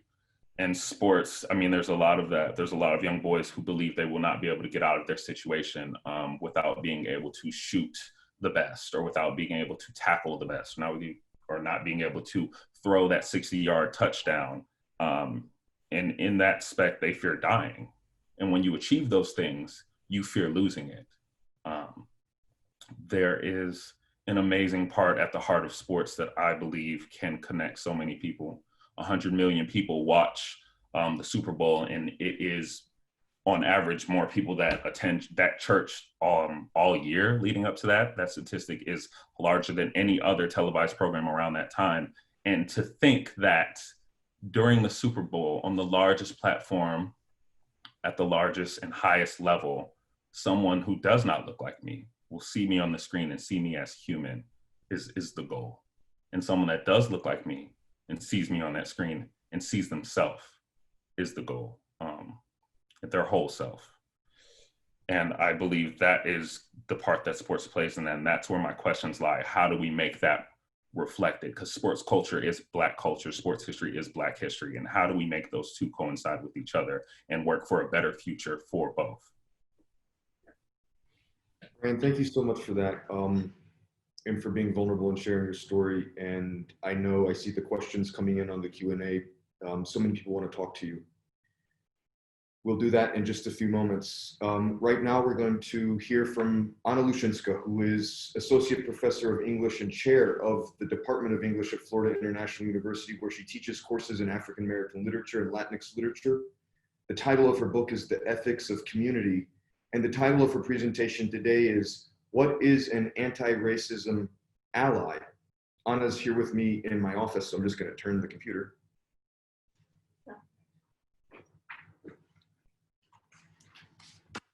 Thank you so much, Philip, and thank you so much, Tempest, and the Center for Humanities in an Urban Environment, and all of the speakers today. I know putting this together so quickly was difficult, and I'm really grateful for all of your labor. And thank you for having me today. So very briefly, a bit about me, so you have a sense of my position within this conversation. I am half Peruvian and half Polish, and both my parents were immigrants to this country. I grew up in a small town in Maine in which my family did not quite seamlessly blend. My Peruvian mother particularly stood out. I may not quite have been an other, but she was definitely not the standard subject. My ex-husband is African US American, and I have 2 brown children, both girls. I've always had the benefit, obviously, of white privilege, but many of my loved ones, to varying degrees, have not. As Dr. Carter was saying, my PhD is in comparative literature. My literary focus was on US Latinx and African American literatures. I've taught and researched both of these subjects throughout my academic career. So when I was first approached to give this commentary, my response was, I'm not an expert. I can't do this. And I am not. But as my dear friend pointed out to me, that's kind of the point. I do not and cannot know firsthand the experiences and traumas of being Black in this country. I and those among us who look like me, though, can do the following. We can educate ourselves. We can read. We can listen. We can learn. We can do active research and learning on the history and on the racist foundations of this country, as well as the current ways in which racism takes place. And there are so many. It manifests in all levels of education, in the criminal justice and legal systems, in the media, it goes on and on. We can learn in so many ways at this time through so many vehicles, in print, online, by reading books and articles, listening to interviews, watching movies. We can open ourselves and try to remain open and to really absorb what we are learning. Briefly, some books that I recommend are Toni Morrison's Beloved, The Autobiography of Malcolm X, The New Jim Crow by Michelle Alexander, White Fragility by Robin DiAngelo, 5 Miles Apart by James Ryan, and Nobody by Mark Lamont Hill. Obviously, this list is not comprehensive. It is just sort of what's on my radar for the last decades and for the last months. So we can also continually remind ourselves that this task is an endless task. We will never have learned enough and be done. I don't mean this in a sense of trying to induce guilt, but rather in an effort to clarify the approach that this work demands. Learning about race, history, and justice is not a thing you do and finish. We do not cross this off of our to-do list. It's a way of approaching and seeing. It's a way of life, inhabiting our shared world. We can also take care not to task Black people to do this work for us. We are the ones who bear the responsibility for learning. It is not the job of Black people to make white people aware and clued into the history and the realities of being Black in America. We must do this work. We must recognize that racism is foundational to our country and everywhere. It is the ground upon which we walk and the air that we breathe. It is not escapable.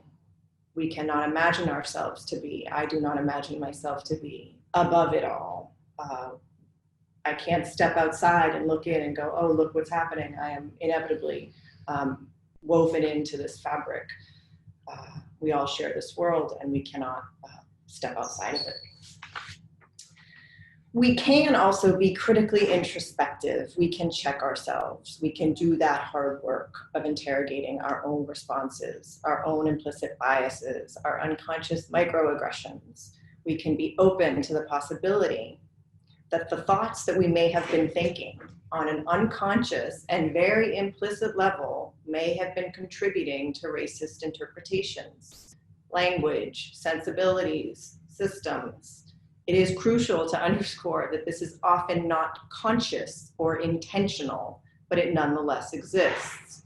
White supremacy, by definition, grounds white personhood, language, culture, experience, and interpretation as the frame of reference, starting point from which human, as we have defined it, exists. This white supremacist framework is exactly that. It's a framework.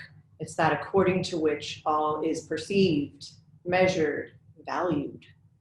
The starting point is so intensely ingrained that we often just don't see it, and we unwittingly become part of the problem. Look inside for this, don't be defensive, and be open to what we find. We can also speak up in the face of racism. The adage, "it is not my problem," could not be more wrong. It is precisely our problem, in both senses of the word, as an issue and as a difficulty. When you're at a meeting, social event, anywhere, and someone says something racist, whether implicitly or explicitly, say something, do something, intervene. It may be difficult, it may be uncomfortable, do it anyway.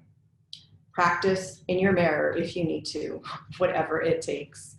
We may stumble, we may be awkward, but we can certainly try.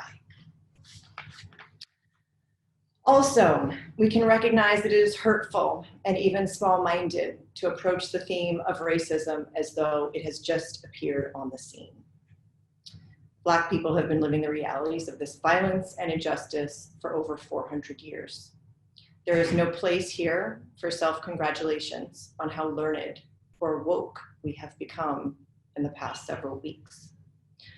We need to do the work, but also to catch ourselves in those moments of, yay me, I read James Baldwin, I'm such a good person. This is not where our energy needs to go for so many reasons. Lastly, we can recognize that yes, this is work. Yes, it is difficult. Yes, we are tired, but that's okay. Acknowledge that it is difficult, that it is work, and that you are tired, and keep going. Thank you so much. Thank you, Anna. Thank you for that. So useful, and a reminder that we want to hear about how you are planning on practicing anti-racism in your own lives. So please tweet us at FIUCHUE with how you plan to practice anti-racism. I am so grateful that at this time of our last presentation, we still have hundreds and hundreds of people at this event, which I think bespeaks how important this moment is and how much people are craving this content. So thank you for staying with us. Our final presentation is by Azawir Soli, Associate Professor of English, African Diaspora Studies and Women's Studies at Florida International University. And Andrew W. Mellon and Woodrow Wilson Fellow, Professor Weir Soli is the author of Eroticism, Spirituality, and Resistance in Black Women's Writings, as well as 2 collections of poetry, First Rain and The Woman Who Knew. Today she'll be reading her latest poems in a presentation entitled 8 minutes and 46 seconds. Thank you, Philip, and thank you to Ms. Morgan as well for putting together this event. Thanks to these wonderful panelists. It's an honor to be here and to share in this moment with you all and with all the viewers as well. I want to make a disclaimer. This poem is not supposed to make anybody comfortable, because I think we've been comfortable for long enough. And I hope that we are finally realizing that our comfort isn't solving anything. So it's 8 minutes and 46 seconds. It's supposed to be 8 minutes and 46 seconds in duration. Let's hope that's the case. And that's what I'm shooting for. That's what I practice for. So let's see. And it's called 8 minutes and 46 seconds. It's one poem. 8 minutes and 46 seconds. Lights, camera, action. Cue George Floyd crying for his Black mother with the last breath in his lungs. 8 minutes and 46 seconds. 8 minutes and 46 seconds. Kumbaya, mama. In that moment, George Floyd's Black life belonged to Derek Chauvin. He took Floyd's life because it was his to take. In America, Black life is police property. Black life is state property. Black lives do not matter here. All lives do not matter here. So come by here for 8 minutes and 46 seconds if you're not busy, Mother God. 8 minutes and 46 seconds. Kumbaya, mama. Come by here, mama. Fan the flames of resistance in the hearts of your children. 8 minutes and 46 seconds. Cue the sheeple admonishing us to sing Kumbaya to Jesus and go back to sleep. 8 minutes and 46 seconds. Kumbaya, mama. Cue Fox News telling its viewers all the reasons George deserved to die. 8 minutes and 46 seconds. I heard George call for his mama, Kumbaya, mama. The child not embraced by the village will burn it down to feel its warmth. 8 minutes and 46 seconds. Kumbaya, mama. We heard George call for his mama. I guess she came. I guess she brought her sisters with her. Mama Harriet and Sojourner Truth, Fannie Lou Hamer and Audre Lorde, Toni Morrison and Paul Marshall. Not yet one full orbit round the ancestors' sun, wondering why they have to return to this scorched earth so soon. 8 minutes and 46 seconds. Kumbaya, mama. I heard George call for his mama. I guess she brought her sisters with her. Nanny of the Jamaican Maroons, Ya Asantewa, Queen Mother of Ejusu in Ghana, Queen Nzinga and Bandi of Angola, the Mino Amazon mothers of Dahomey, Queen Amina Reinas, who went to war with Rome, forcing a peace treaty for her people in Egypt. 8 minutes and 46 seconds. I heard George Floyd calling for his mama. I guess she came, bringing with her all 3 warrior queens from the Virgin Islands, Queen Mary, Queen Agnes, and Queen Mathilde, rebel mothers who kept the fires burning in the Danish colonies in the 1878 rebellion. 8 minutes and 46 seconds. Kumbaya, mama. We all heard George Floyd calling for his mama. I guess she came. I guess she woke the children from their slumber. Children of all races, creeds, and colors. Children marching with Black Lives Matter signs. Children shouting, I can't breathe, in all 50 states of the Union. 8 minutes and 46 seconds. Kumbaya, mama. Children looting, smashing, and defacing property. I say the child who is not accepted by the village will burn it down to feel its warmth. Cue for the virtue signaling from politicians ready to gaslight us back into silence. For 400 years, America taught her children that they are property without value. Dangle shiny things in their faces, but expect these children to value another man's property in the height of righteous rage. Yet in 2020, for every dollar the white household makes, the Black household makes 59 cents in this great American democracy. 8 minutes and 46 seconds. Kumbaya, mama. Come help us teach our children how to steal knowledge, how to loot wisdom and understanding. Come show the children why the master's tools will only bury them under the master's house. 8 minutes and 46 seconds. Kumbaya, mama. Come by here, mother, where the president condemns resistance as thuggery, orders the beating of peaceful protesters for a photo op on the steps of a church with a Bible turned backwards, held upside down. Cue the American Gestapo hiding their names and badge numbers to kill us in anonymity, and still this genie will not go back into the bottle. 8 minutes and 46 seconds. Kumbaya, mama. Cue white race soldiers infiltrating the resistance, causing havoc, undermining righteous rage, agent provocateurs of white nationalism, trying to change the narrative to suit their own agendas. The president is 1 tweet away from ordering the execution of our children. The only thing saving them are other people's children joining ours in these mean streets, thirsty for their blood. 8 minutes and 46 seconds. Kumbaya, mama. This spirit of resistance to tyranny and fear-mongering has spread like COVID-19. Your children are marching, holding Black Lives Matter signs in 13 countries. Not tear gas, not rubber bullets, not shame tactics, not fear of a virus, not even death has quelled this uprising of the children of the rainbow. 8 minutes and 46 seconds. Kumbaya, mama. Your children are marching in France, in Germany, in South Korea and Japan. In New Zealand, they performed a powerful haka. In Thailand, under strict social distancing lockdown, they march across computer screens like Zoom soldiers, their virtual battle cries, Black Lives Matter. 8 minutes and 46 seconds. Kumbaya, mama. Your children are demanding police defunding. Cue Fox News and Candace Owens bleating the end of civilization, erasing the precedents set in Camden, New Jersey in 2012. A corrupt police department supplanted by true public safety officers protecting, serving, and reducing crime by half. Don't label it anarchy. Just say it is not politically expedient. 8 minutes and 46 seconds. Kumbaya, mama. Your children are demanding wealth redistribution, education, rehabilitation, urban development. I want to add consumer deprogramming. 8 minutes and 46 seconds.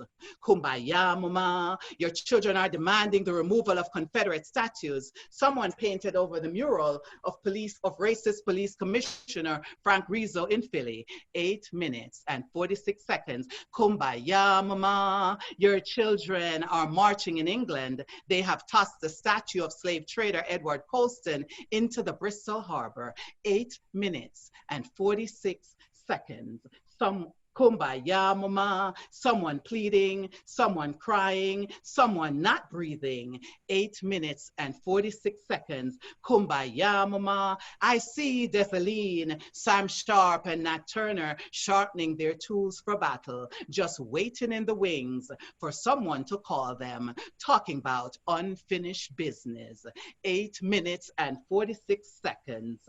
Take your knees off our necks. We don't know how to stop our mother's rage or our father's battle cries.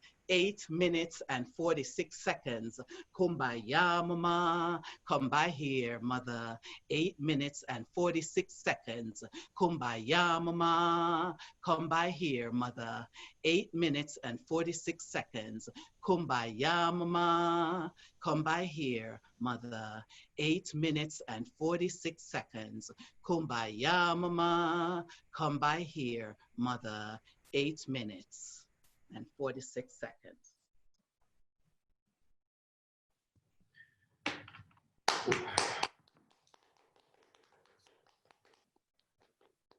Thank you, Aza. I can't believe that you did all of that, wrote all of that in this time period. Thank you for sharing that with us. We have some time for questions and discussion. We still have hundreds and hundreds of people on this webinar, so we're just going to go and we're going to stay as long as our panelists can. I know some of the panelists have to leave, but let's dive into the questions. A reminder, if you would like to submit comments, you can do so using the Q&A function at the bottom of the Zoom webinar. You can also do so by adding comments to the bottom of the Facebook Live simulcast. I'm looking at the questions and comments now. We have dozens and dozens already. I'm seeing lots of people thanking the panelists, grateful for the event. Will this recording of this event be available after it's over? Yes, the answer is yes. We will host this event at humanities.fiu.edu. That's CHU's Facebook page. Hopefully we'll have it up within a few days, as well as on our CHU YouTube channel.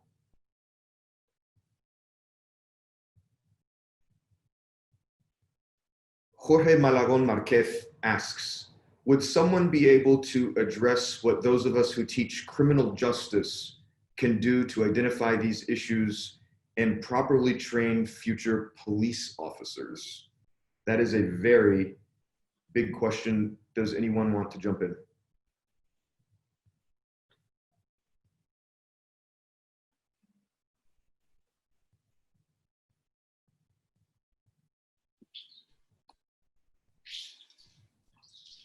So it's Renee Blake. So this is exactly the point that I want to make, that I don't think that there is enough training on what it is that the Black body does and what the Black body means. And so I think this is the very thing that we need, that this should be part of training, right?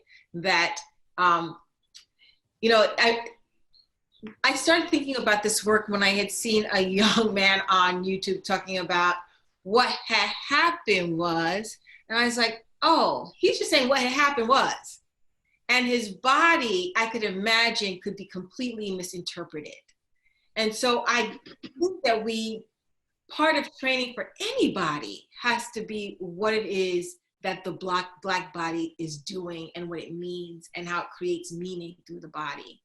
I'm not sure that that changes anything, but at least let's put it in there in terms of training.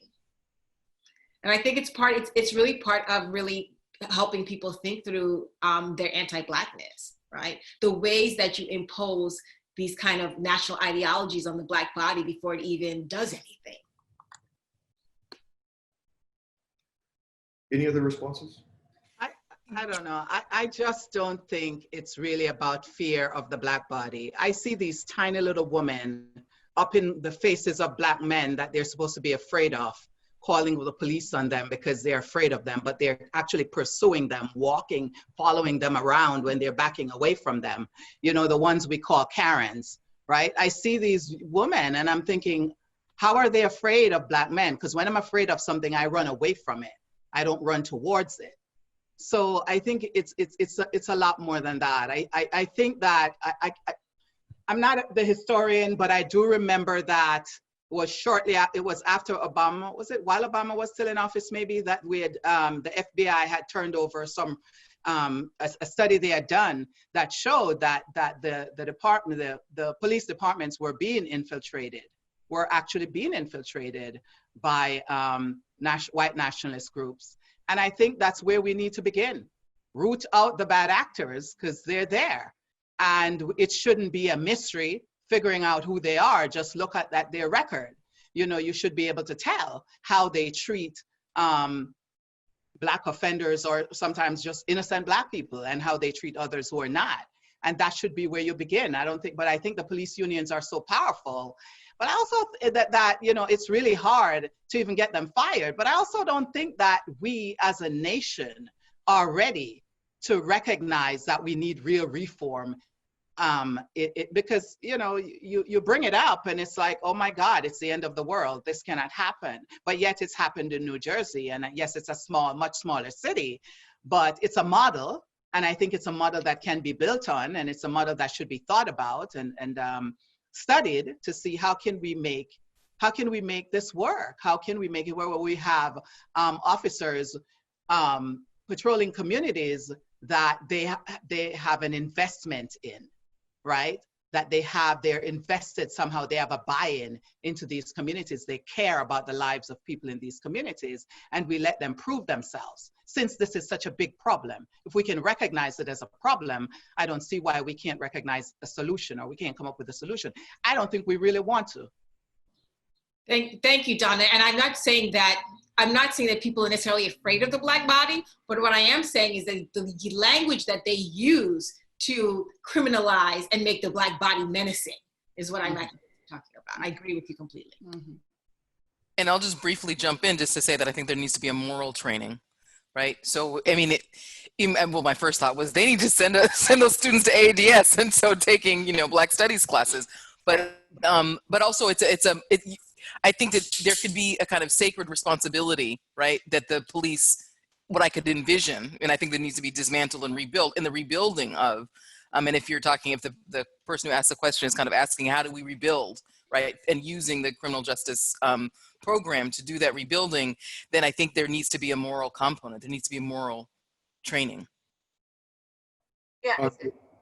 So can I add just a little, because you know, I don't take criminal justice, but I do have students, many students who are in law enforcement, and so yeah, definitely we have these discussions in class, and you know, the conversation that I've been having with people lately is, I don't know whether training will correct for bias and racist ideology. I don't know whether, you know, training will correct for that, but definitely, Aza and to Andrea's point, this idea that that you want to serve, you want to protect and serve, and not just some people, and so the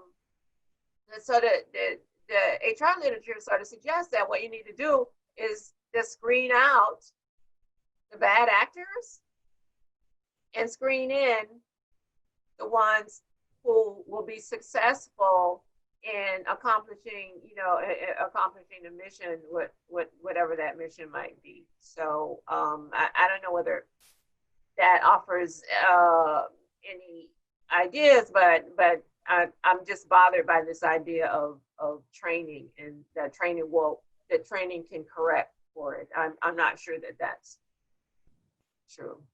But what makes someone a good actor in this white supremacist, capitalist, imperialist system? So now, I'm talking about the officer is truly invested in wanting to serve that community, and accomplish that the mission of protection and serving of the entire community. That's the good actor I'm talking about. The bad actor is the person who does not want to do that. Just to add on to Valerie's point, I think in addition to the training beforehand, we might call for police officers to live in the communities in which they police, because one thing you realize is that there are so many folks working in police forces who do not have any real relationship to the communities that they are sworn to serve and protect. And so if we made that a mandate in some ways, I think we would start to see, hopefully, a better relationship and the kind of investment that Valerie's talking about. But it shouldn't be a radical idea, but for lots of people it is. Thank you for that. I want to just tell the panelists that we've moved everybody to gallery view, which means that we're all being seen right now, FYI.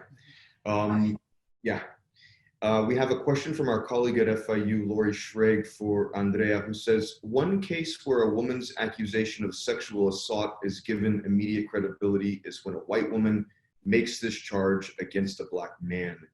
Do you think that anti-rape movements, including the recent #MeToo movement, has been sensitive enough to this fact?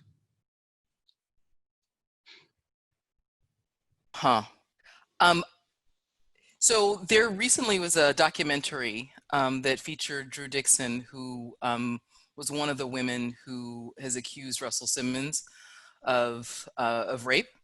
And I'm blanking on the title of it. And one of the reasons why that documentary was produced was precisely because non-white women's experiences have been excluded from the Me Too movement, right?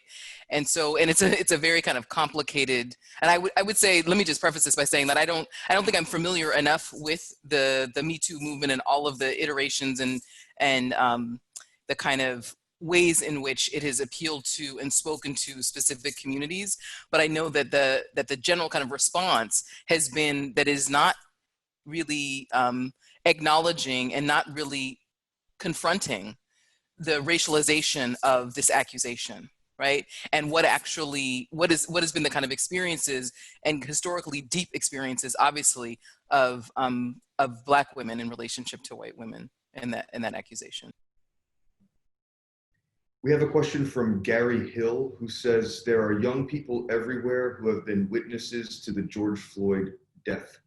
How might you suggest high school educators address this in our classrooms this fall? To the panel.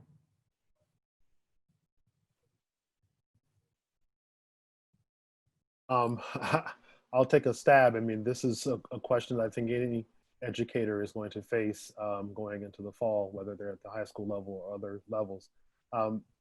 One thing I think we often make the mistake on, we being those of us who are older and in the charge of educating, is we miss the fact that our young people, they get so much more than we give them credit for. So my sense is the first step to do is to create a space for them to speak their truths about what they've experienced and what they've seen, and do some listening. I think we want to set up so many structures where we're putting into them instead of receiving what they have to say to us. So I'd start with that. Thank you. Yeah, I fully agree with that. And I just wanted to add also, because I had a forum with my undergrads and they're, a few years out of high school, but it's incredibly important to give them a space to actually be able to communicate what their experiences are and also share with each other, I think. And so it is, I absolutely agree with Sean that it's not about teaching them, it's about them teaching us, actually. Right. I agree with that, but I also think that the folks who are doing the teaching and opening up the space need to do their own work before they take this on.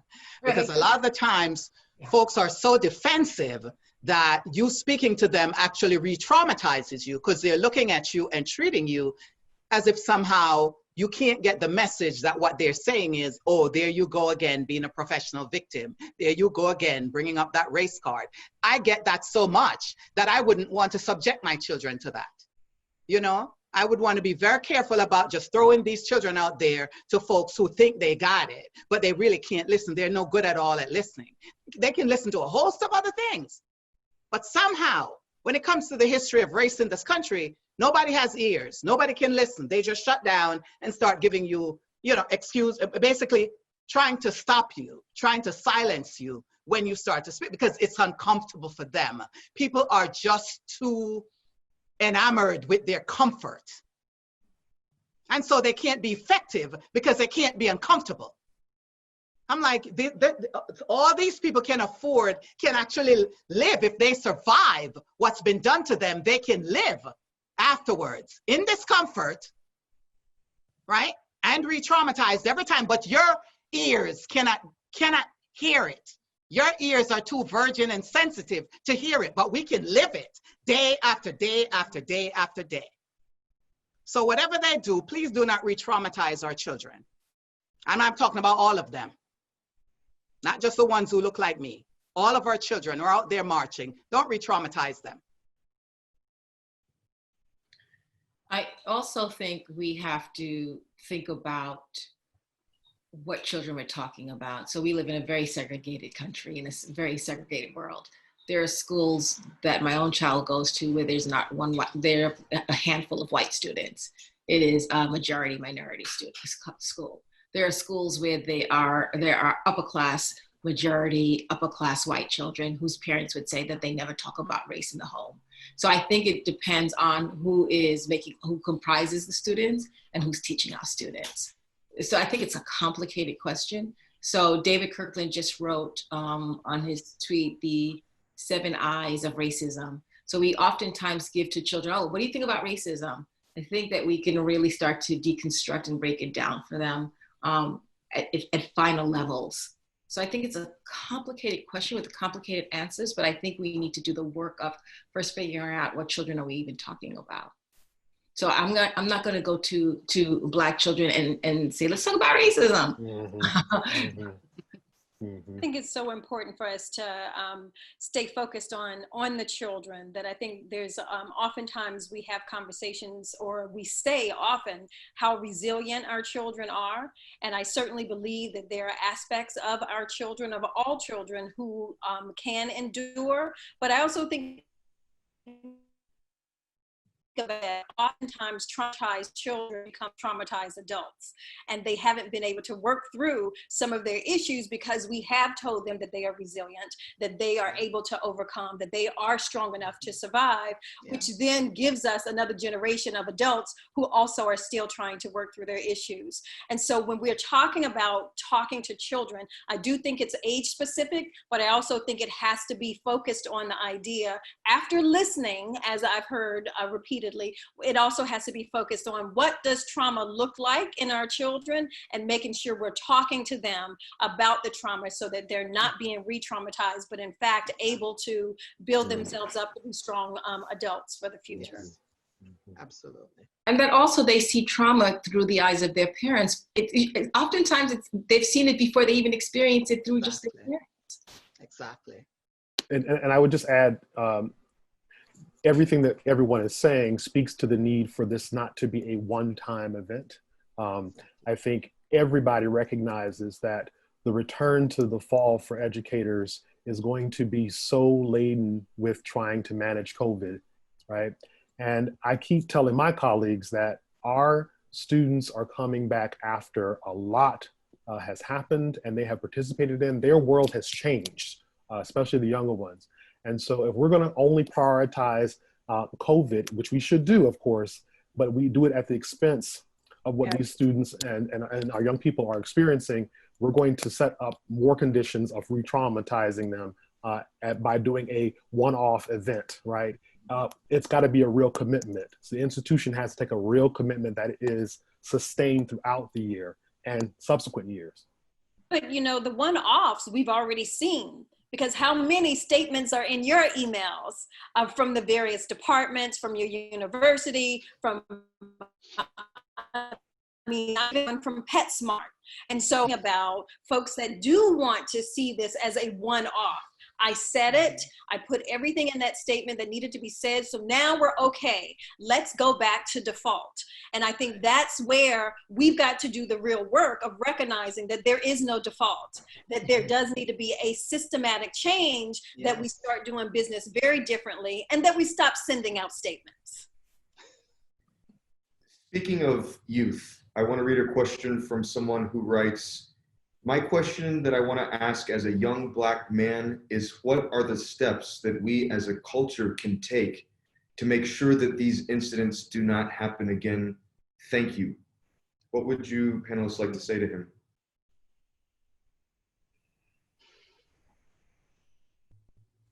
I think some honest conversations need to be had amongst Black men as well. I think a lot of Black men hide their trauma. They don't necessarily share it with each other. We're taught, I think Black men are taught that they shouldn't be emotional. You know, I think men in general, and I see, I'm mostly around Black men, this idea that you should man up and just deal with things and don't express your emotions. I think that's a huge problem. I know that there's so much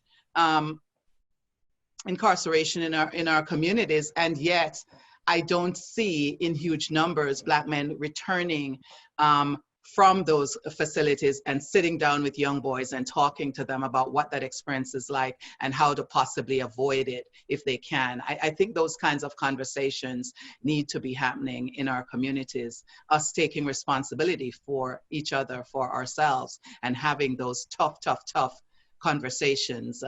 They're not easy, but I think that they're necessary. And I also think that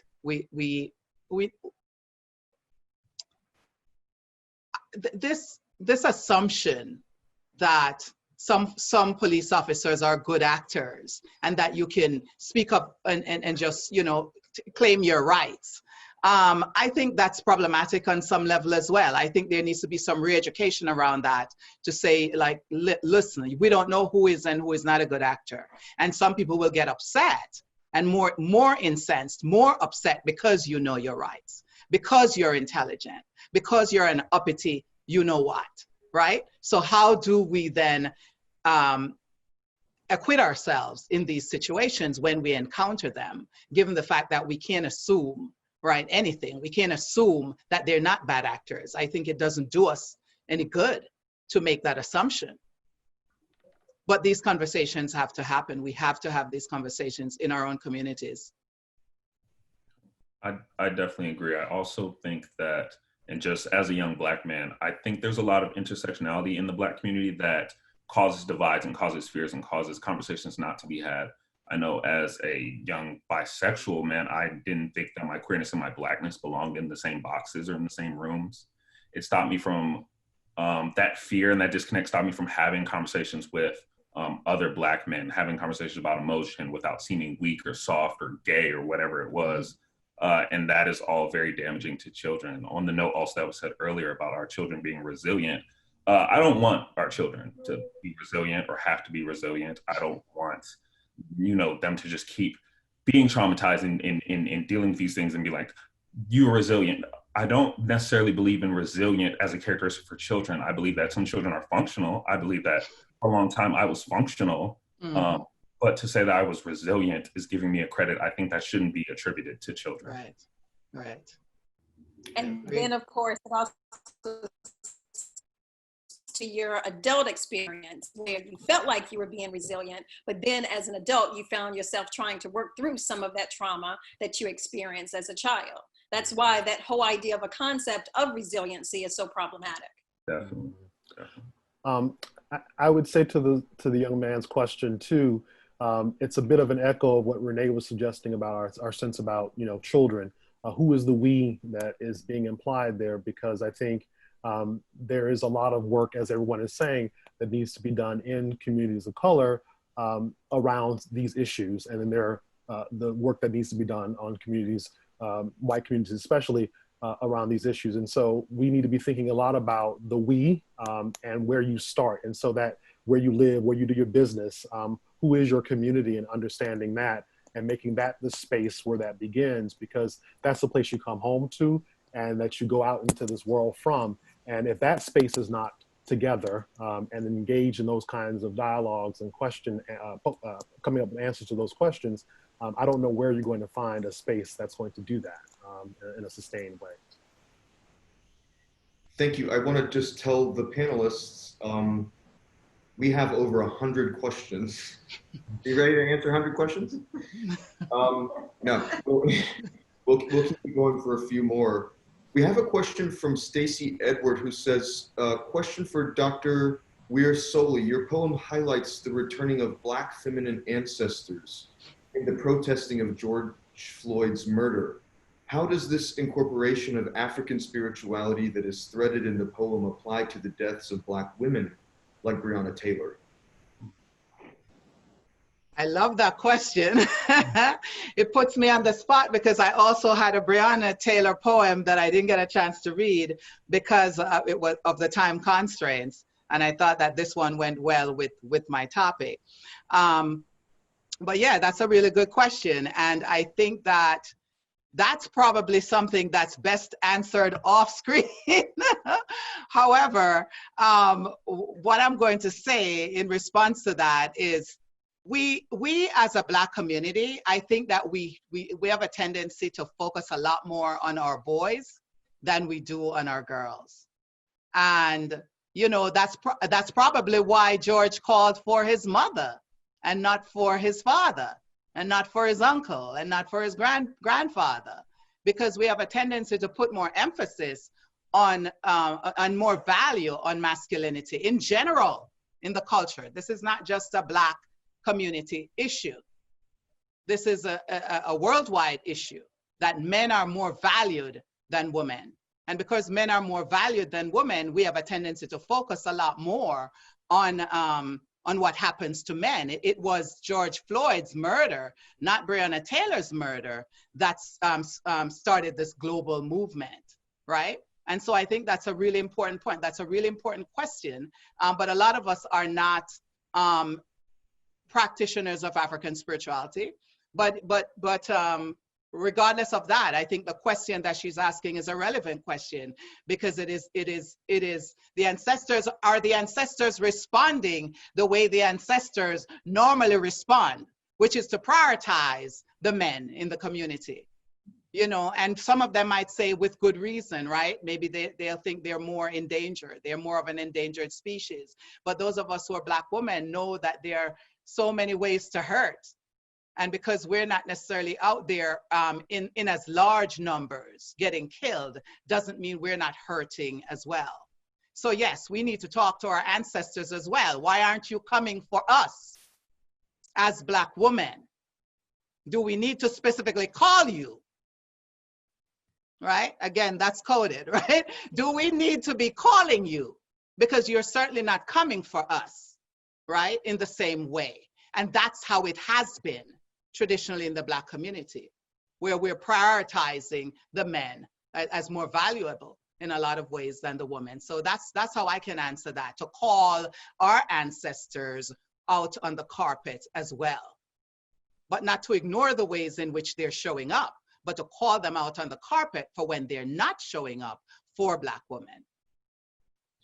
Thank you. Which is to say, to call the community out on the carpet when they're not showing up for Black women in the same way. We have a question for Ryan Russell. I wanted to ask what inspired him and gave him the courage to come out to the NFL and the world as bisexual. I think that he can inspire a lot of people of color to speak their mind and be comfortable in their own skin. Thank you, Ryan. I appreciate that, and I appreciate the question. Coming out for me, I wish it was kind of this tale of a realization of self-love, which in a way it is, but it boiled down to survival. If you've lived, and I feel like a lot of Black people have experiences that, because we are forced into spaces where we're forced into jobs where we cannot bring our natural hair textures, where we cannot talk about our foods and our culture and all these things. You are forced into spaces where you have to leave major parts of who you are and your identity to the side. And I was doing that for so long, living my dream of playing in the NFL. and having this big realization and still falling short of happiness. And I got to a point where it's like, I have everything I want. Why am I not happy? And it's because I wasn't being everything that I am. I wasn't letting the world see everything I am and feeding into everything that made me who I am and things that I love. I lost a friend in 2018, my best friend, to cancer, and that put life into such perspective. He was a young Black man, very spiritual, a Division I athlete, the type of guy where if he was in your corner, you knew you were doing something right, you were going in the right direction if he was leading it. And that just puts my world in so much perspective, because I was like, at any time I could pass. And will I pass hiding who I am? Will I pass living my dream and not enjoying it? Will I pass having all of these dark thoughts about myself and the way that I was born, outside of sexuality, even into my skin color? And it got to the point where my truth was my survival was rooted in my truth. And since coming out, I feel so much more confident in spaces bringing all of who I am, bringing my Blackness, bringing my queerness, bringing my artistry. And I want other people to get to that point, especially other young Black boys, like I said, who off the bat, whether it's your sexuality or not, you are taught not to bring certain parts of you to certain situations. And the overall situation being America in a sense. But I want people to get to that choice without having to lose someone. I want people to get to that pivotal point where you're like, I need to show up as all of who I am without, having to achieve a dream and not be happy, having to lose a father to the system or to death, or watch someone that looks like you be subject to police brutality and be murdered on screen for amusement. There's this sensationalization that happens in the media. I've written on it as well, where even kind of the media portrayal of, like we said, Black men's death over Black women's, and just the spectacle in which it encounters, to that in some sense is humiliating and insulting to me. Because if these were white children, yes, it does not happen as often to them as that the topic we're talking about, but it would also be censored, it would be screened, there would be trigger warning messages.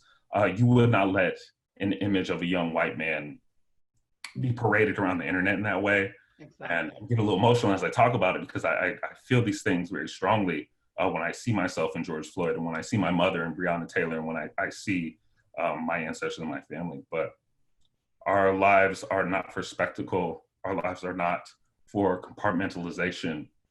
And I will not live that way. The title of our panel, right, speaks so profoundly to me to these issues, in that, we are certainly chanting Black Lives Matter at the appropriate time, but we're also talking about we are human beings. And why in 2020 are we still having that damn debate? I have to ask the question, right? And so much of this conversation is about the complexity of our experience that still doesn't help people who aren't Black, in many cases, understand that we're human beings, just like them, right?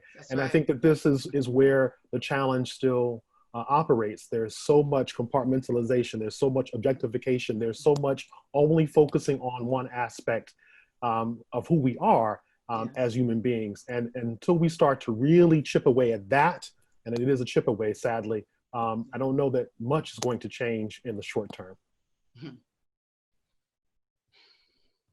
I have a question here that I think is a really tricky one, but Aza, you said it, this isn't a moment to be comfortable. This person asks, how do I, as a white person, apologize for offending someone with something I have said? Just do it.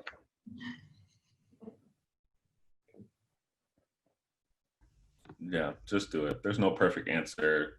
If passions and emotions get heated and your apology doesn't seem like enough, it's not a reason to not apologize. If you're genuinely sorry for offending someone, you apologize to them the best way you know how. You don't look up a guidebook or a cheat sheet on how to apologize if you are genuinely apologetic. What about the fact that all of these incidents that we see, Aza, you invoked the Karens earlier, they always, and I think Andrea and Kimberly, you also talked about this too, there's always a perfunctory apology at the end.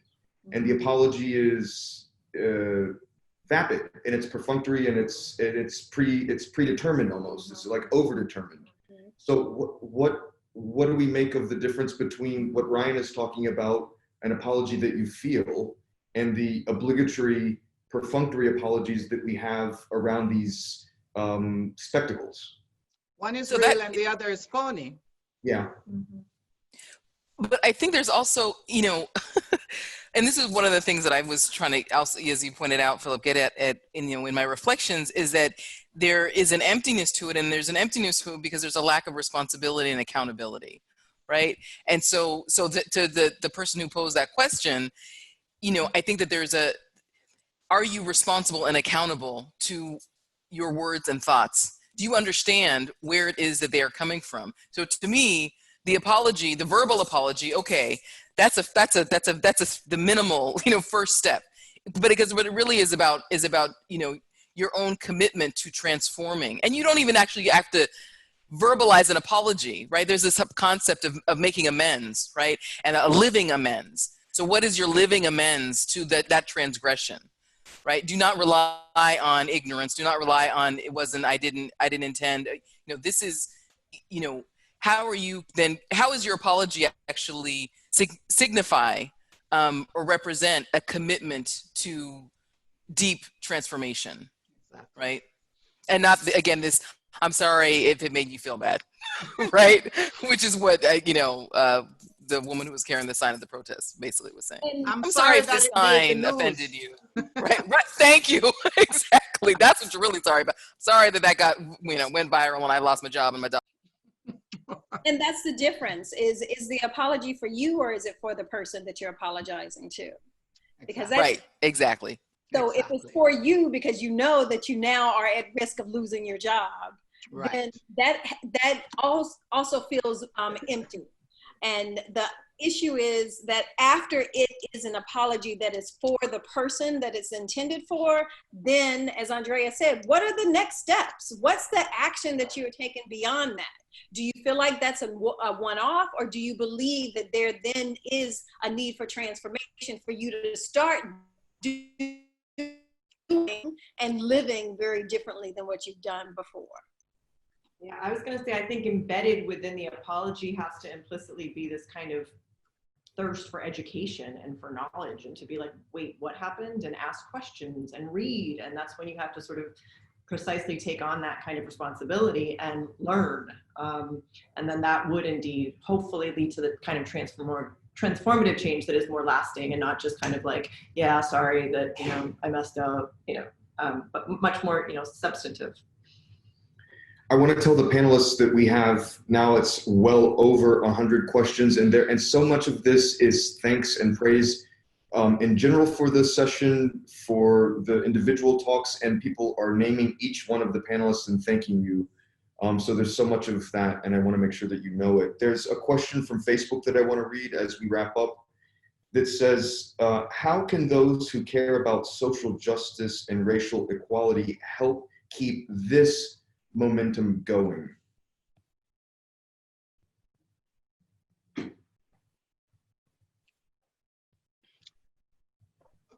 I've always felt like we needed a truth and reconciliation agenda, right? And so start one in your own community. You know, I don't know what the answer is, but start one among your group of friends. But talk to white people. White people need to talk to each other. You know, they often, this call sometimes for us to come in and be the ones doing the talking, oftentimes is very burdensome, especially when people are not very good at listening. And I think that there are white people out there who are doing the work. White Fragility is one book that I can think of. There's so many others, right? There are a few others out there that I think if folks really want to get information on how to proceed, they can start with some of these books and just make sure that they start a conversation in their own communities. Maybe they can meet once a week. I don't know. I can't give directives for how it's to be done, but I know people are smart. They can come up with ways to fix everything else. Why is it taking 400 years for us to figure out how to fix this? That part of it, I can't. It's taking too long. Other ideas? That's an understatement, right? Yes, obviously. To keep it going, it's to speak to your parents, it's to speak to your humanity. I mean, I agree with you, Don. I'm as frustrated as you are.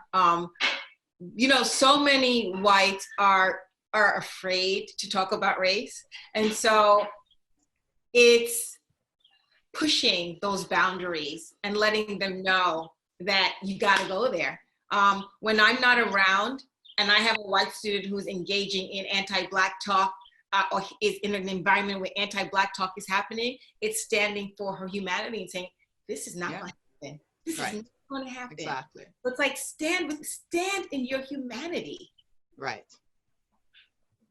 And so I think, I mean, so the question is, well, how does this, the momentum and the pressure, because it feels like the pressure is on and is built, right? And I feel like, you know, there could continue to be protests in the street, there could continue to be these actions, but it's also about what, you know, as we've said, what is it that you're doing in your family, in your communities, and at your job? Hello, FIU. What is happening in those faculty meetings, right? How are you showing up for not just, you know, colleagues of color, not just, and I'm saying you as if I'm speaking to white people, but this is kind of like, you know, in general, how do we keep this, how do we, you know, capitalize on this momentum, is take this moment as opportunity, take this moment as an opportunity to yet step into full humanity, right? And actually show up for our full humanity, whatever identities we are occupying in this space, right? And so what does that look like for you in the different spaces and communities that you occupy? And that to me is that's the spark, the flame, that's what keeps it moving and going. Megan Homer, our colleague from University of Miami down the street, writes, thank you all for being here today and offering these insights. I'm from Richmond, Virginia, and as you may have seen in the news, monuments and statues honoring Confederate leaders are toppling, finally. I wonder how you might reply to the people who claim that Confederate statues are about, quote, heritage, not hate. Do we have to reply to them?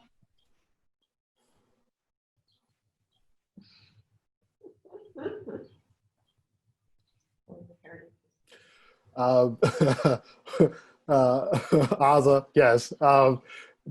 Perhaps you might encourage that person to recognize that there are other spaces where those statues, if you must have them, can be placed. And if you want to do the work of celebrating them, you can do them in museums. There are lots of them out there for that. They don't have to be in public squares, especially in communities where they are truly symbols of hate and anti-Blackness that are lived out every day anytime someone walks by them. I'm thinking particularly of statues at public, you know, buildings and the matter of civic work that people have to kind of engage in. So that's one possible response. I would ask, is Black history not American history? And if so, how can one side be celebrated and the other side be, like we talked about, traumatized again and again? It's an interesting defense, I guess. I don't know what I would call it, but I would look at history as a whole and understand that while for your family the history might sound and look one way, that for a lot of Americans and people that hopefully you interact with and love and call colleagues and peers, that history is not represented the same way and is very traumatizing and hateful for others. We have gone an hour over our scheduled time, and that just bespeaks the amount of interest in this event. There are, as I look at this, we have between Facebook and Zoom, there's still over 300 people on the call, and there's so many questions that I can't actually see the full number, but it's more than 100. We have to stop here. I want to say thank you to a few people who helped this event come together: Alexandra Cornelius, Tempest Morgan. I literally could not have done this without Tempest. Senior Associate Dean Heather Russell, Angela Nicoletti, Hector Andrade, who made the beautiful graphics for this event, Adolfo Mora, who somehow put together the video that you saw at the beginning of this in a matter of days, Dean Mike Heithaus, President Rosenberg, thank you for being on the call. To all of the panelists for your time, your expertise, sharing your experiences, for being vulnerable. I wish that you could see what I'm seeing in the Q&A with all of the thanks to you. And to everyone watching at home with your families, thank you so much for spending almost 3 hours with us on this call. I think it's meaningful and important. We're going to be talking about ways in CHU, in the Department of English, the College of Arts, Science, and Education at FIU, on ways to continue this conversation in webinars, and we have a few ideas. I want to tell you that if the cause of social justice is of interest to you, please join us for our next event in honor of LGBTQ+ Pride Month.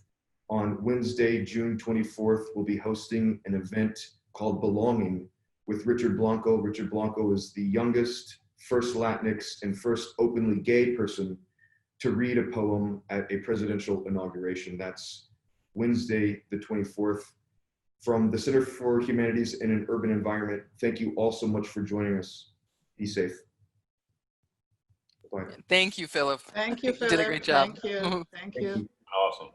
Thanks, everyone. It's been an honor. Thank you. Yes, absolutely. Y'all are great. It's been great. Thanks. Thank you so much for this. This was good.